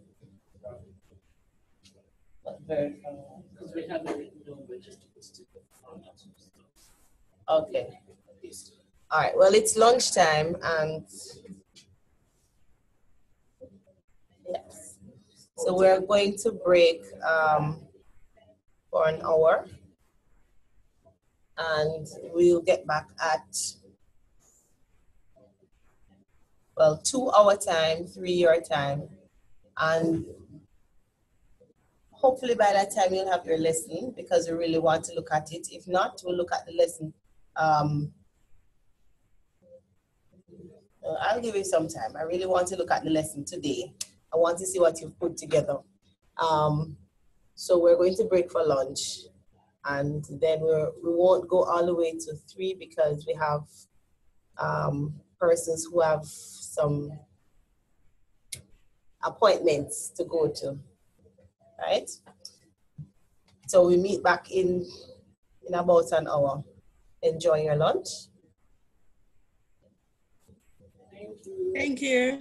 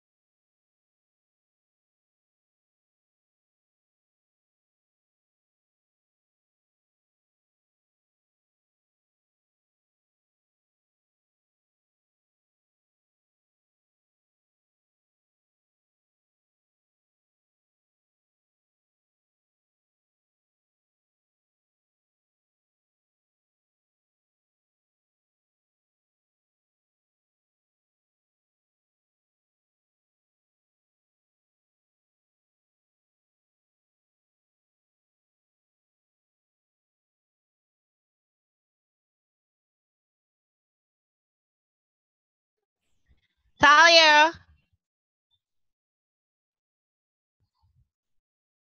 Talia.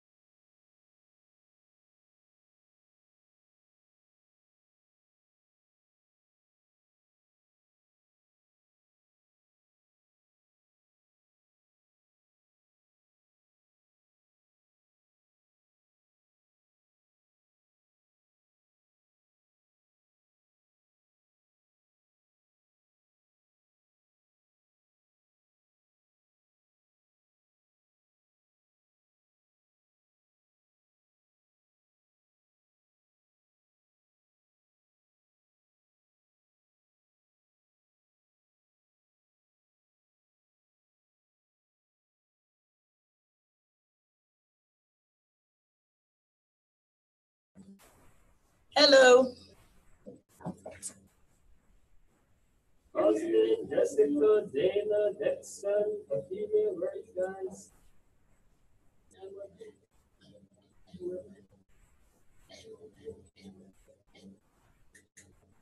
Hi, Jessica. Finish lunch, Jessica?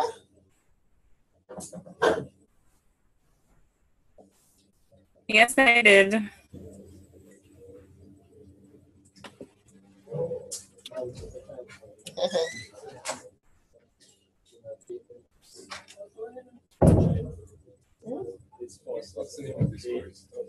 It's called all right, but this group it approaches to teaching and learning computer science, information technology actually, for the on.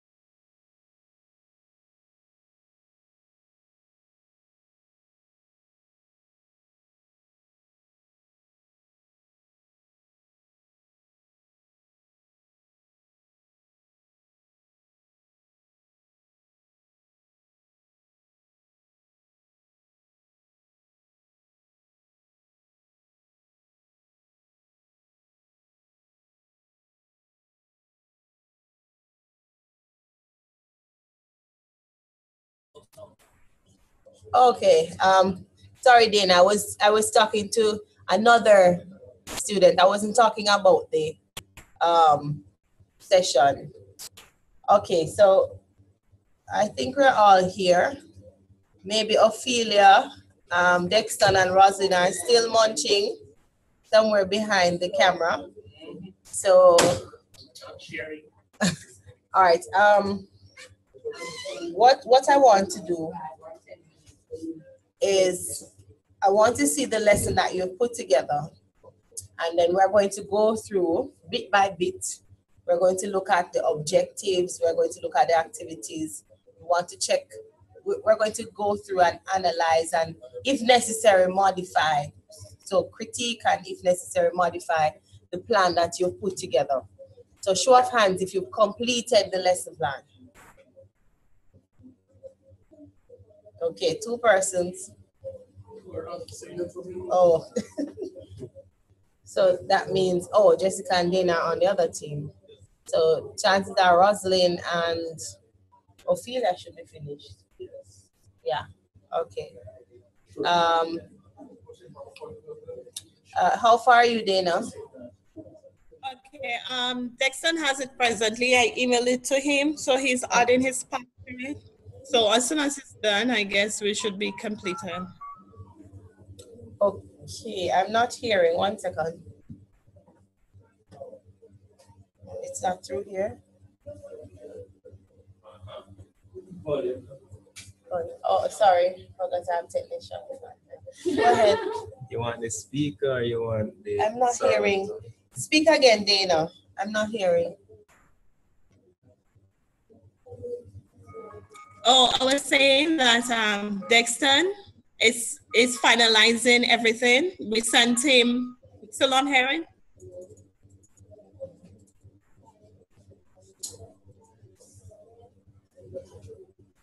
Let me move this one to me.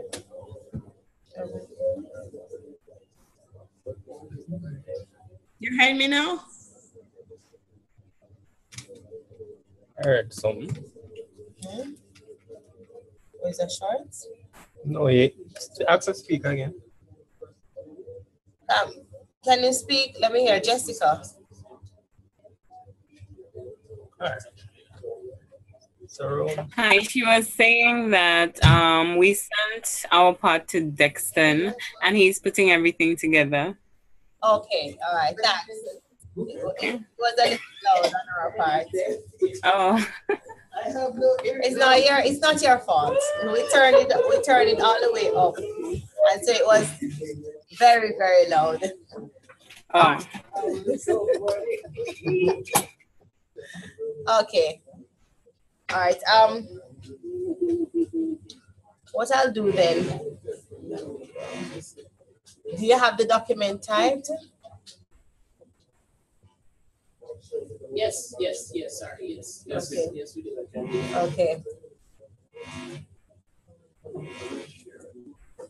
1 second.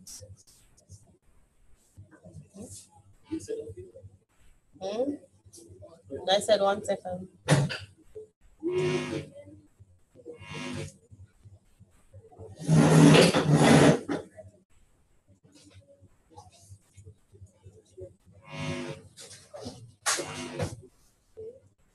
All right, what I'm going to do, I'm going to go through the presentation.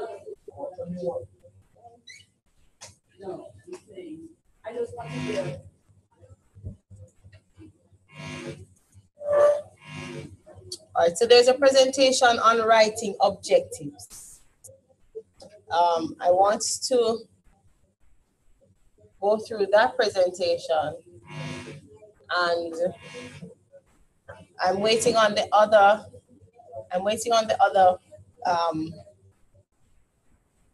lesson plan so we can look at it. Do you have it? Do you have yours ready? Yeah. Okay. All right, what I'll do then. All right, so Taylor will present, and hopefully by the end of that time, you have it with you. You can share your screen. Okay, beautiful. All right. Dexton, are you there?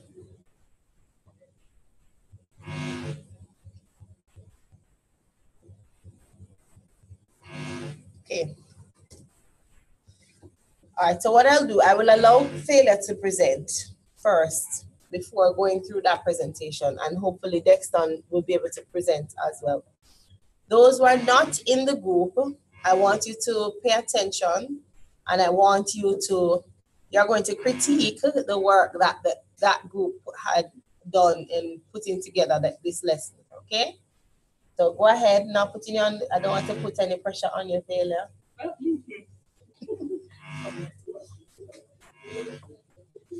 All right, so I'm now going to share and do here and then share. Okay. Everybody can see? We're starting, yes. Can you see now? Yes, okay. can All see right. it. Okay. So, and everybody can hear me, okay? Awesome. All right. So up here is self-explanatory. It's a lesson being taught for 40 minutes to the grade level. For me, the date that this would be taught would be. It doesn't really matter. That is not that important. Okay. Would have been like mid-January. Okay. The general objective is that the students will have an understanding of how to convert algorithms, because they would have already done that, to programs using the structured programming techniques, and of course it's in Pascal. Specifically, they should be able to write a simple program, compile a simple program in Pascal, and in so doing, explain the commonly used terms and concepts in programming. Yeah. Materials would be this particular website, Pascal Programming Info, and there are several of them. Somebody else may have chosen a text. We decided to go with an online source. A whiteboard or a blackboard, as the case may be, a projector, computers with Pascal compilers for the students to use, internet access, and a PowerPoint presentation. Questions would have included things like, what is Pascal? What could you use Pascal for? What is a compiler used for? Basic terms or keywords used in the Pascal compiler, etc. At the beginning of the lesson, the teacher would introduce the topic. They would read the objectives, they would rate this topic against the problem-solving topics, because it's just a continuation of what they started in problem-solving. It's just applying the syntax. We begin with a short lecture, and in this short lecture, they would identify what Pascal is, state how it was developed, no long drawn out thing, just state that it wasn't, they didn't just come up with Pascal overnight. It was a series of developments.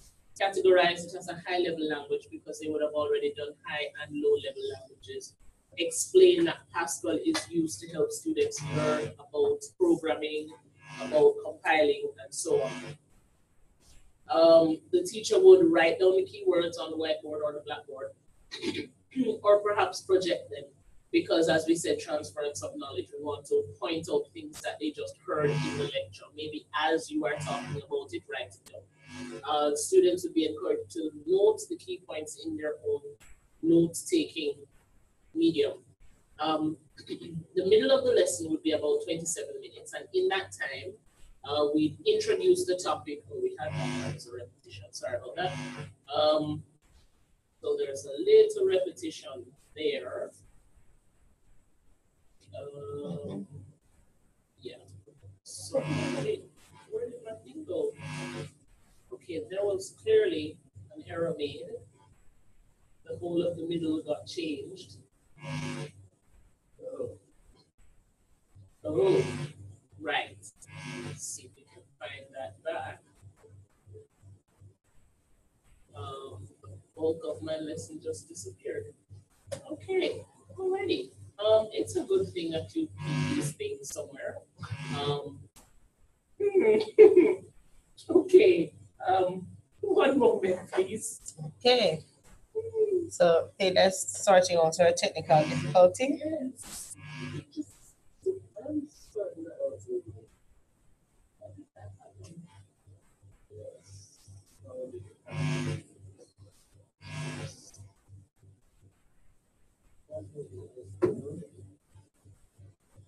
That's a lot of something, sorry.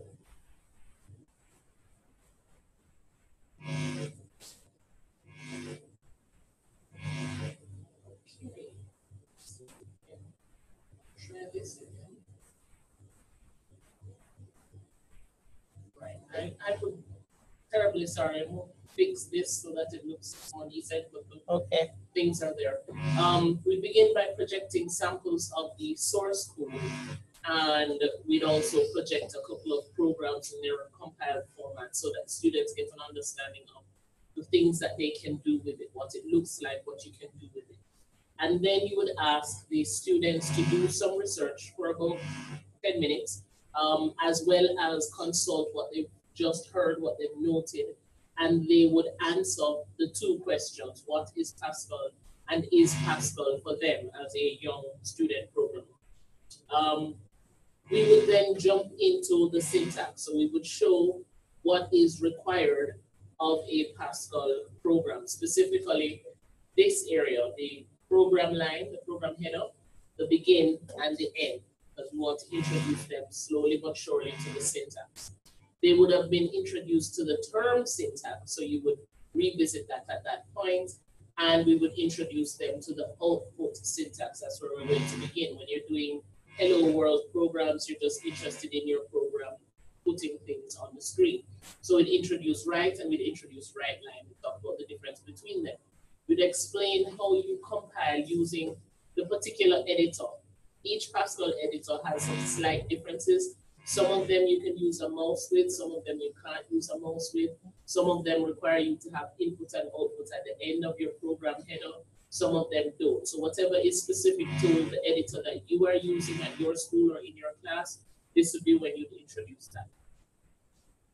Having shown them an example, maybe I would do a program that says, my name is Mrs. Batchelor. They would say, okay, you're going to type something similar. They would have their Pascal in front of them, and they would type one to say hello world. And because you just showed them the compilation steps, you click here, you go to this menu, whatever it is, they would do it and they would see it. You pause for dramatic, oh my gosh, I just wrote a program. It happens every single class. And then you would ask them to do some similar things, such as to create this strange looking shape here, which is my version of a house. Okay. Or maybe to write a statement that has multiple lines, because they're going to actually use both the right and the right line at this point. They would continue finishing the fun shapes, whether you want to ask them to do it by writing it on the board or giving them a handout, or maybe if it's a class that has an online component, they go to that particular thing. And so they would have knocked out 2 or 3 programs each. Then at the end, when they finish creating the fun shapes, you would direct them to the tutorial site. So whatever site it is you plan to use for the duration of teaching Pascal, this would be when you introduce it to them. So we would say that we had up the top, that is where we would introduce it. And they will answer specific questions asked by the teacher. So as a culminating activity, okay, what did we say Pascal is? What did we say compilation is? Etc., etc. And then we would give them homework where they would be reading from the tutorial site in preparation for whatever your specific class is next. Here endeth my reading, and I shall cease to share unless you have a question. No, not at this time. All right, so every teacher likes to they understand. All right. Does anybody have any questions for Thalia?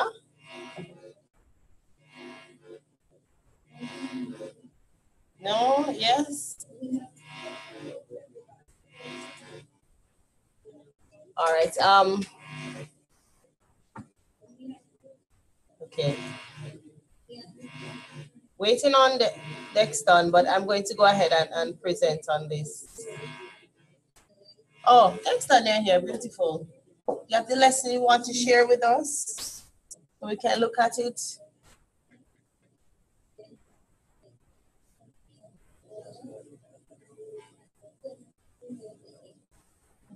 Dexton.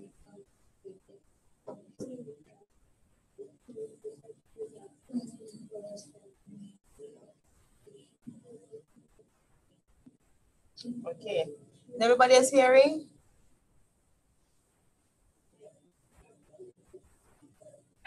Excuse me, I think he said his computer was freezing. Okay, okay, all right. Okay, gotcha.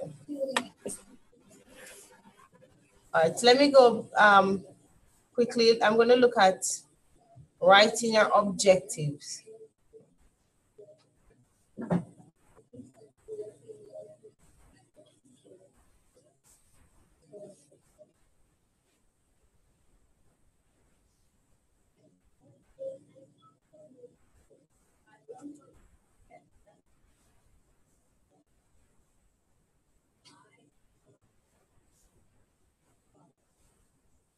All right, so we can ignore the activity on the first slide, but the objective is very, very important because it not only dictates what kind of activity you include, the content, it guides the content, and it also guides the assessment, or should guide the assessment, because we have certain objectives, but when it comes to the end of the term, we tend to have a test that we have the year before, and we use the same test. We just change the dates. We might change a few things in the exam, and we administer it. So some people do that, some people. So the objectives are very important because it really guides a number of things. And a lot of things are supposed to tie or link back to the objectives, right? So according to Major, this is from years ago, he states that an objective is a description of a performance you want learners to be able to exhibit before you consider them competent. So his definition is that you're describing a performance. This is something you want them, if once they can do this, then you will see them as competent. So the objectives as stated, they guide the selection of instructional materials, content, and methods. They form the basis of assessment and provide students with the means to organize their efforts to learn during lessons. How many of you state your objectives before you start to teach? Half and half. Sometimes, maybe. Okay. Sometimes. Okay. All right. I don't think they when I say they, I mean persons in education who do research and so on. They say that it is, I don't know if it really makes, there's a marked difference, but they advise you to, at some point in time, state your objectives. So the students know, okay, this is what we're going to do. This is what we're going to, this is the path we're going along today. Now, what about the objective tells what a successful learner will be able to do at the end of the lesson. And so we normally start our lesson our lesson plan. At the end of this lesson, students should be able to, a number of persons write it that way. I don't know if persons, I don't know if you do the same, but they tend to have that phrasing or wording. It is a statement that describes instructional outcomes rather than the instructional process. So it's what you want at the end of lesson, what they should be able to do. It describes the intended results and not the means to achieve it, okay? If you look in the other presentation, it will tell you that sometimes persons make this mistake. And when persons are just learning to write lesson plans, what they tend to do is put, they list maybe the process or list the topics as opposed to the skill that you want them to achieve at the end of the lesson. All right, so now this objective, a well-stated objective, has 3 elements. First one is performance. What should the learner be able to do? Conditions. Under what conditions do you want the learner to be able to do it? And criteria on how well must it be done. Most objectives tend not to have all 3. Okay? Not all objectives have the conditions and or criterion, but it must describe the performance. So at the end of this lesson, students must be able to write a simple Pascal program. It didn't say that if they should be able to write a Pascal program using particular aspects or syntax or code, or do it within a particular time frame. It didn't say that, but you must put the performance. That's the most important part of the 3. So your objective could be more detailed, as it could include a description of students for which the objective is intended, as in if it's grade 4 or grade 5 or grade 10.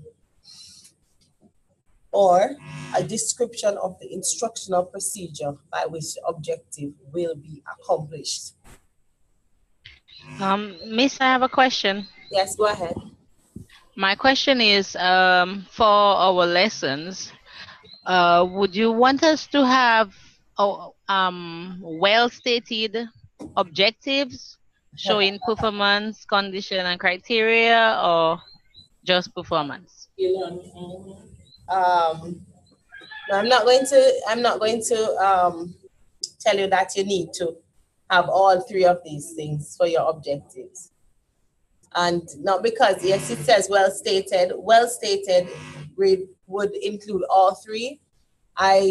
For your lessons that you're going to write, you don't have to have all 3. Yeah, it just helps you to be very specific and very focused in what you are doing in the lesson. Thank you very much. You're welcome.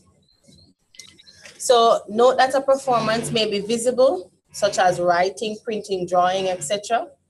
A performance is described by a doing word: running, solving, demonstrating, singing, and so on.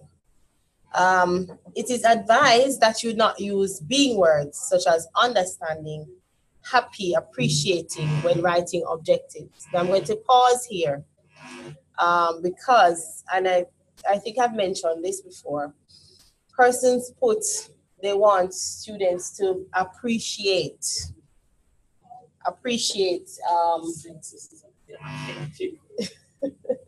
Effective side. right. So this is as Courtney said, it's appealing to the affective domain, and you say you want them to appreciate the difference between high level and right. Here we go with one with information with computer science. Appreciate the differences between high level and low level programming languages. But I also mentioned that if the objective is to form the basis of your assessment, how do you assess whether or not the person or the student appreciates the differences? That's one. And to what extent do they appreciate these differences? So, and again, which brings us back to our ingrown or innate, the fact we want to see the numbers. So how do we assess that? So this is why that statement in red, this is why you're given that advice. All right, so the condition, to state an objective clearly, you will sometimes have to state the conditions you will impose when students are demonstrating mastery.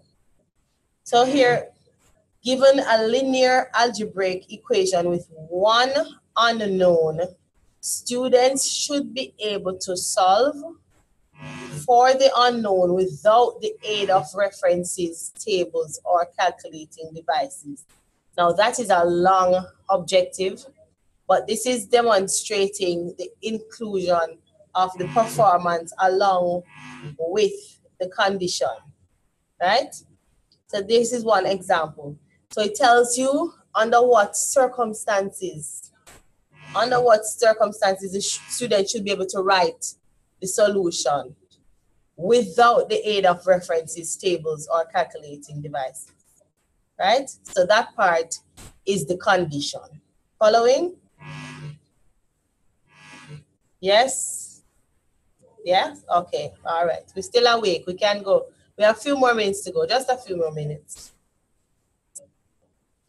So when writing the conditions, it must be detailed enough to ensure that the desired performance will be recognized by another competent person. When you're writing your lesson plan, you can't be shortcut about it. In the event that you are not able to teach, another person, and I'm going to put in this part, within your department should be able to take your lesson plan and teach it. Putting that aside, there are some schools, and I've had experience with this, who do it's called substitution roster. I don't know if you know. You have one of those in there? Substitution roster where you have to substitute somebody else's class? If there are persons absent, and you are free, in quotation marks, free during that time, it means that, okay, let me rephrase that. You're not teaching at that particular time. They will send you to substitute for that teacher who is absent. And so I've substituted for the Spanish teacher. I've substituted for the science teacher. Really?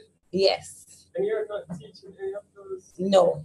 It doesn't matter. It doesn't matter what you're teaching, your specialization is. Once you're available, as in you're not slated to teach at that time, you go to that class and you teach. Let me not put that in quotation marks. Question along what you're teaching, since you have no. Miss will be back next week. Exactly right. Or my favorite. It does not say here that I am to answer any questions from you. Okay. Kindly do the work. This is it going to be graded. It doesn't say here that it's going to be graded. Just that that's what the instructions. Are you hearing? You know what is good for you. Yes, we are. Institution lesson put down that the science teacher that don't know nothing about IT can run that lesson. Okay, yes, Rosalind. Yes, I'm listening to that conversation. This has been told. This is something that's there was a principal at our school that told us that. And basically she said every teacher or any teacher should be able to teach anything. So in case a teacher is absent, the lesson plan should be such that any teacher who has to supervise or substitute should be able to teach the lesson. Okay. And we acted like Talia for sure. We were like, duh, come on, But we do have a substitution list, but that is not being enforced. So there are times I substitute. I do my own thing with the children. I discuss, I do whatever. Or I feel like being silent, I'm just silent.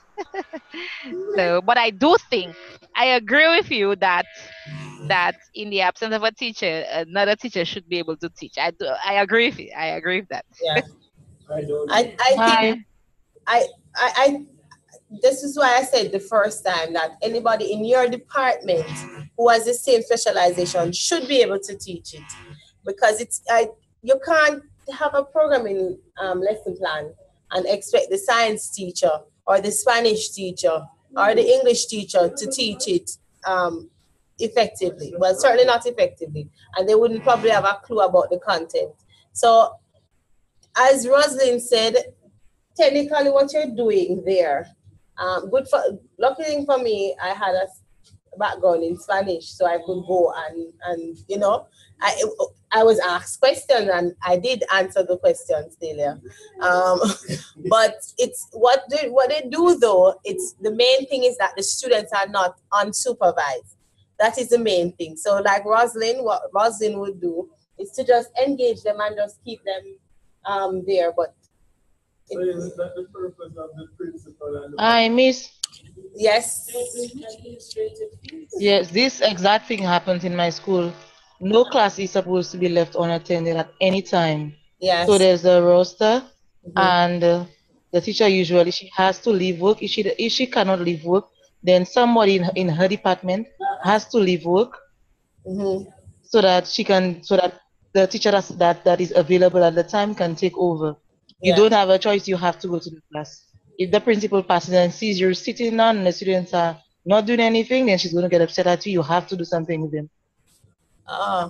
So some persons, that's when they get to teach the different subjects. Okay. Yeah, you are forced to teach different subjects. And this is the reason why she always says that when she hires somebody, she wants somebody that is very flexible, that can teach everything and not just one subject. That's at my school.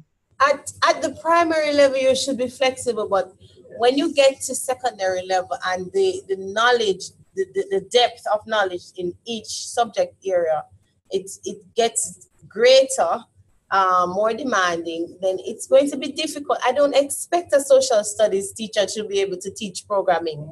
It's those two don't really go hand in hand. Maybe social studies and history or geography, I understand that. But the variation or the distance between the two, it is so. I really don't know what program you'd go to a university and study for to be able to teach those two subject areas.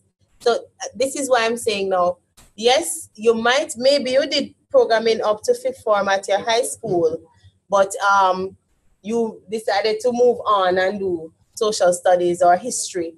Then you'll be more adept or more competent in one area than the other, but you still have some information to be able to sit in the class and be aware of what is going on. But it has its drawbacks, and we understand, and the school is going to continue like this, which is fine. I think the truth is you really and truly can't leave the students unattended. But we're going back to what we were talking about, the fact that when you write your lesson plans, you really have to be as detailed as possible, so that whoever is reading it, whoever it takes it up, should be able to at least understand what is written there. And then the next level now would be able to teach it in some sort of way, right?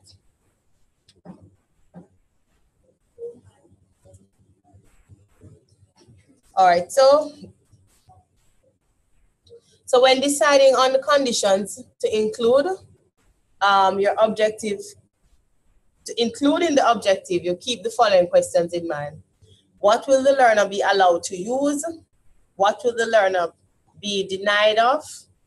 Under what conditions will you expect the desired performance to occur?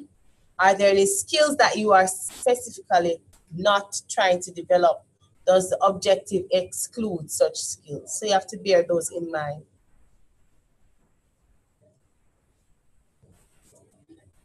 All right, and it gives another examples. Another example, given a list of factors leading to significant historical events, students should be able to identify at least 5 factors contributing to the Kendall crash of 1957. So the underlined words are conditions, because they tell us about acceptable circumstances under which the selected behavior should be performed. All right, so the criteria is the third part. And an example here, given a list of 35 chemical elements, you should be able to write the valences of at least 30. All right, now it sounds similar to the last one, but note that the statement also tells you about what kind of behavior will be considered. Okay, all right, so Taylor has to go. Are you on camera, Taylor? Bye. All right, so Taylor has to leave. I promised to finish our process, so we're wrapping up. So I will see you. Right. So in another, the criterion of the objective tells you how well you expect your learners to be able to do. So let's say you're doing a typing lesson. You want the students to be able to type an entire page within 2 minutes. So that part that says within 2 minutes, that would be the criterion. Okay? Remember now, this is really just to get you familiar with these things. When you're doing your lesson plan, I don't expect you to be sitting and writing out conditions, performance criteria. That would be too much. So it describes the standards for acceptable performance. It's really the yardstick by which you achieve, you measure the achievement. It usually states the speed or describes the level of accuracy or quality that is acceptable.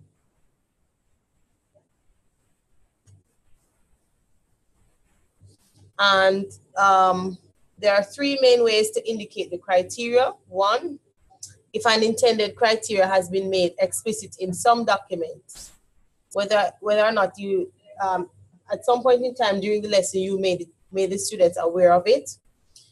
If the desired performance consists of a number of steps, and if an evaluation checklist exists, you might point to it. So whether or not they are able to fulfill the requirements on the particular checklist. Or on rare occasions, you may point to the competent performance shown on a piece of media.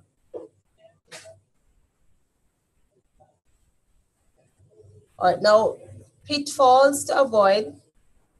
An objective that does not include a true performance, that is, demonstrate a comprehension or be able to relate to. Or false givens, including words or phrases that describe something other than specific conditions, such as given 3 days of instruction on, etc. What this is saying is that you can't include something that you're not, you know, it's almost impossible. That's the first one. False performance, almost impossible. We can't tell we want the students to be able to type 3 pages in a minute. That is almost impossible. Let us be real.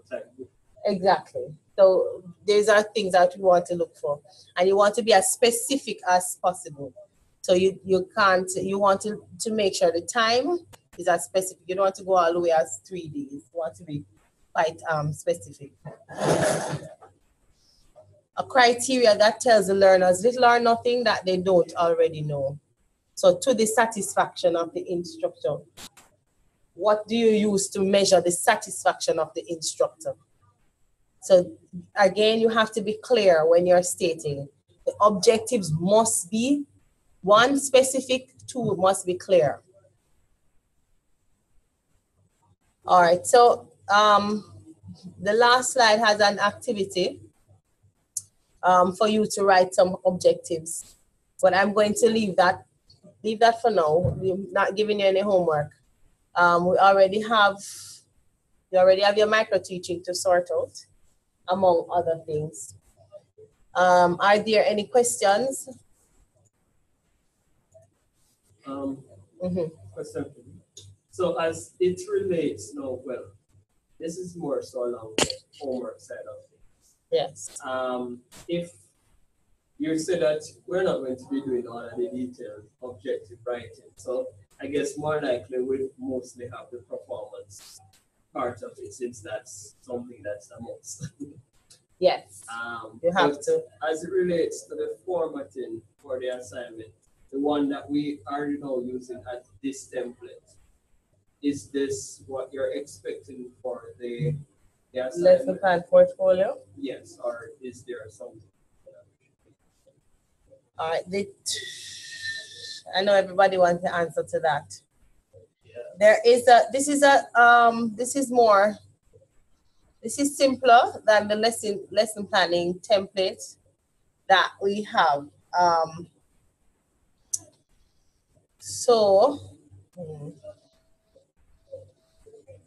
right, let me give you what I want you to use. But I think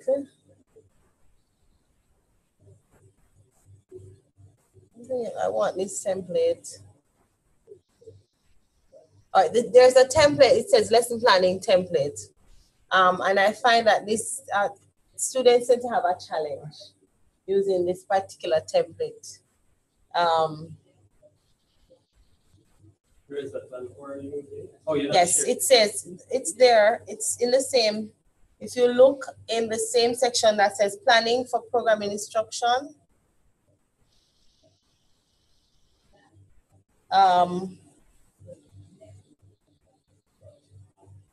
okay, lesson planning templates.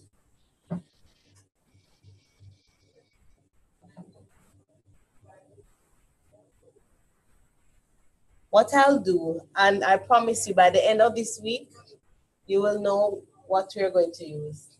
I will put a note in there so you can get started. I really want you to use this the lesson planning template that is here. I think it's this one. The last one that you pointed out. I'm pointing to you. Hi, Miss. Yes. Can I do the lesson and send it to you just to give me feedback? Oh, for this, the one that you've just done? The micro. For the micro teaching? Mm-hmm.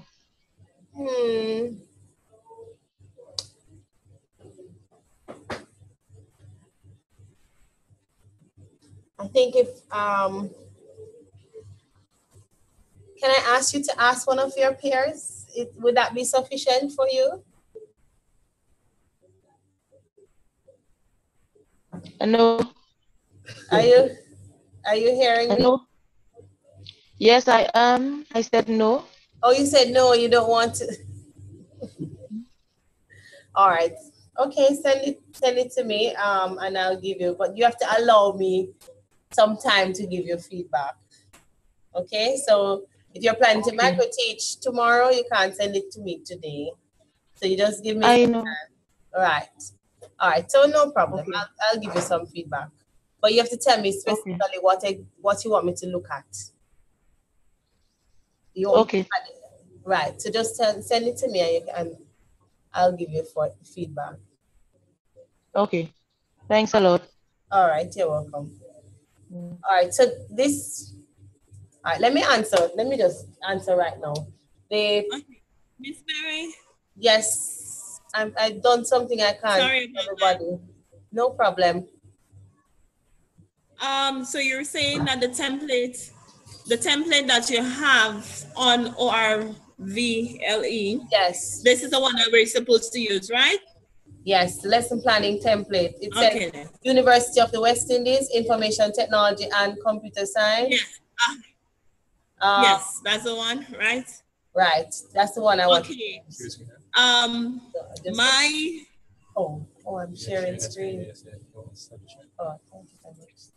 Is it possible that you could put a model of the lesson plan that you're looking for, like an example that you have for persons like me and other persons like Rosalind and Ophelia who do not know how to go about doing the lesson plans for these kind of subjects, that would be guided? All right. Wow. Is it possible? Wow. All right. All right. I will. All right. I could do that. Let me make a note of that. A model lesson. I know it's asking a lot, but then we just want to be sure, like Ophelia said, that we are doing the right thing. Okay. All right. So you want a lesson? It could be on anything, just a lesson, just a lesson. Anything. How you go about doing it. Thank you, Dina. All right. The thing about that now, I think your greatest challenge is really the content. I think that would be your greatest challenge, though. But I mean, as experienced teachers, I think you should be able to, as it relates to the procedures, where it's not very different from other subject areas, really. Yeah, it's basically just the how you'd go about executing the lesson. Okay. That is what would have the. All right. All right. I understand what you're saying. So a model lesson plan.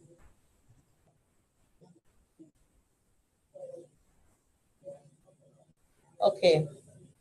All right. Any other questions or issues? Miss, with regards to the group lesson, are we supposed to submit that individually or? No, I just wanted,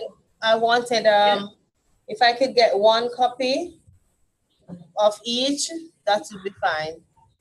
So if Dexton could email me and somebody from the other group could email me, that's fine. Okay. Okay. Dexton is having problems with his machine. So he said he's having problem with his machine right now. All right. So I guess I'll have to email him and time to send it to you after class. Is that okay? That would be fine. That would be fine. Okay. All right. Are there any other issues? Any other difficulties you're currently trying to overcome? I think I see Dexton coming back.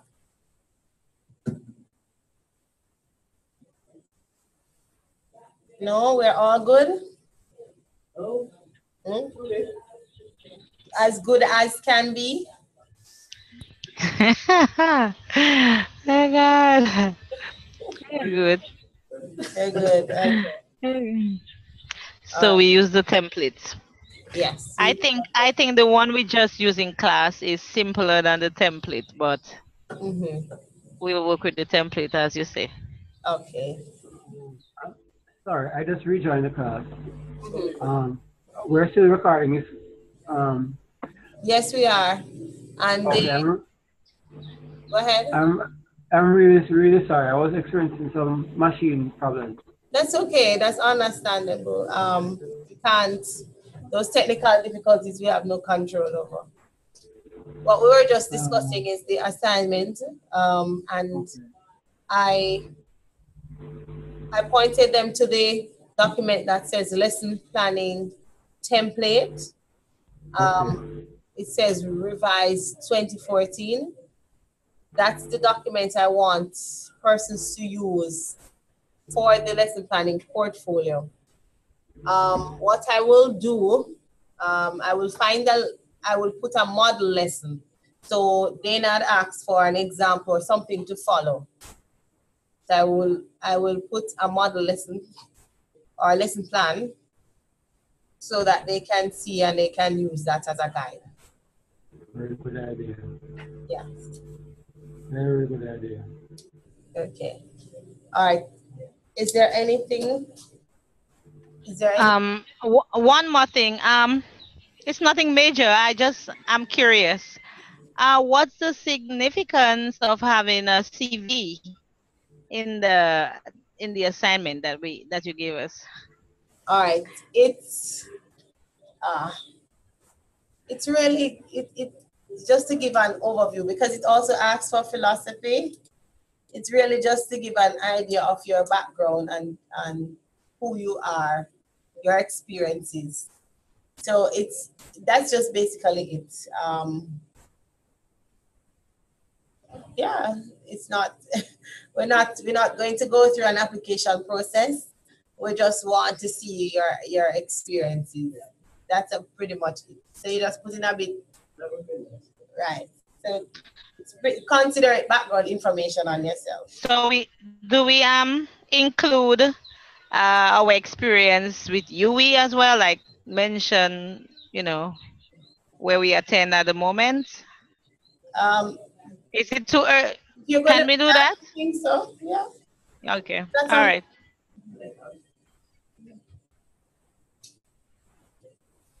Okay, is there anything else?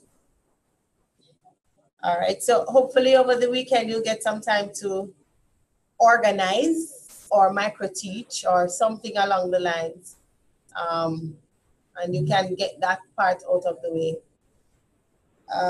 If there's nothing else, then one more thing. Yes, that's on. Should I record our lessons to them to submit it to you? It's the same. Which one? Me and Dana and no, the class activity today. Oh no, you don't have to. I just need the plan that you put together.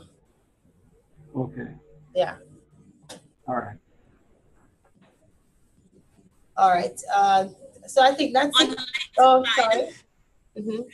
I noticed that after this unit, there's no more information in the container. Does that mean we get the rest of the time to work on our portfolio?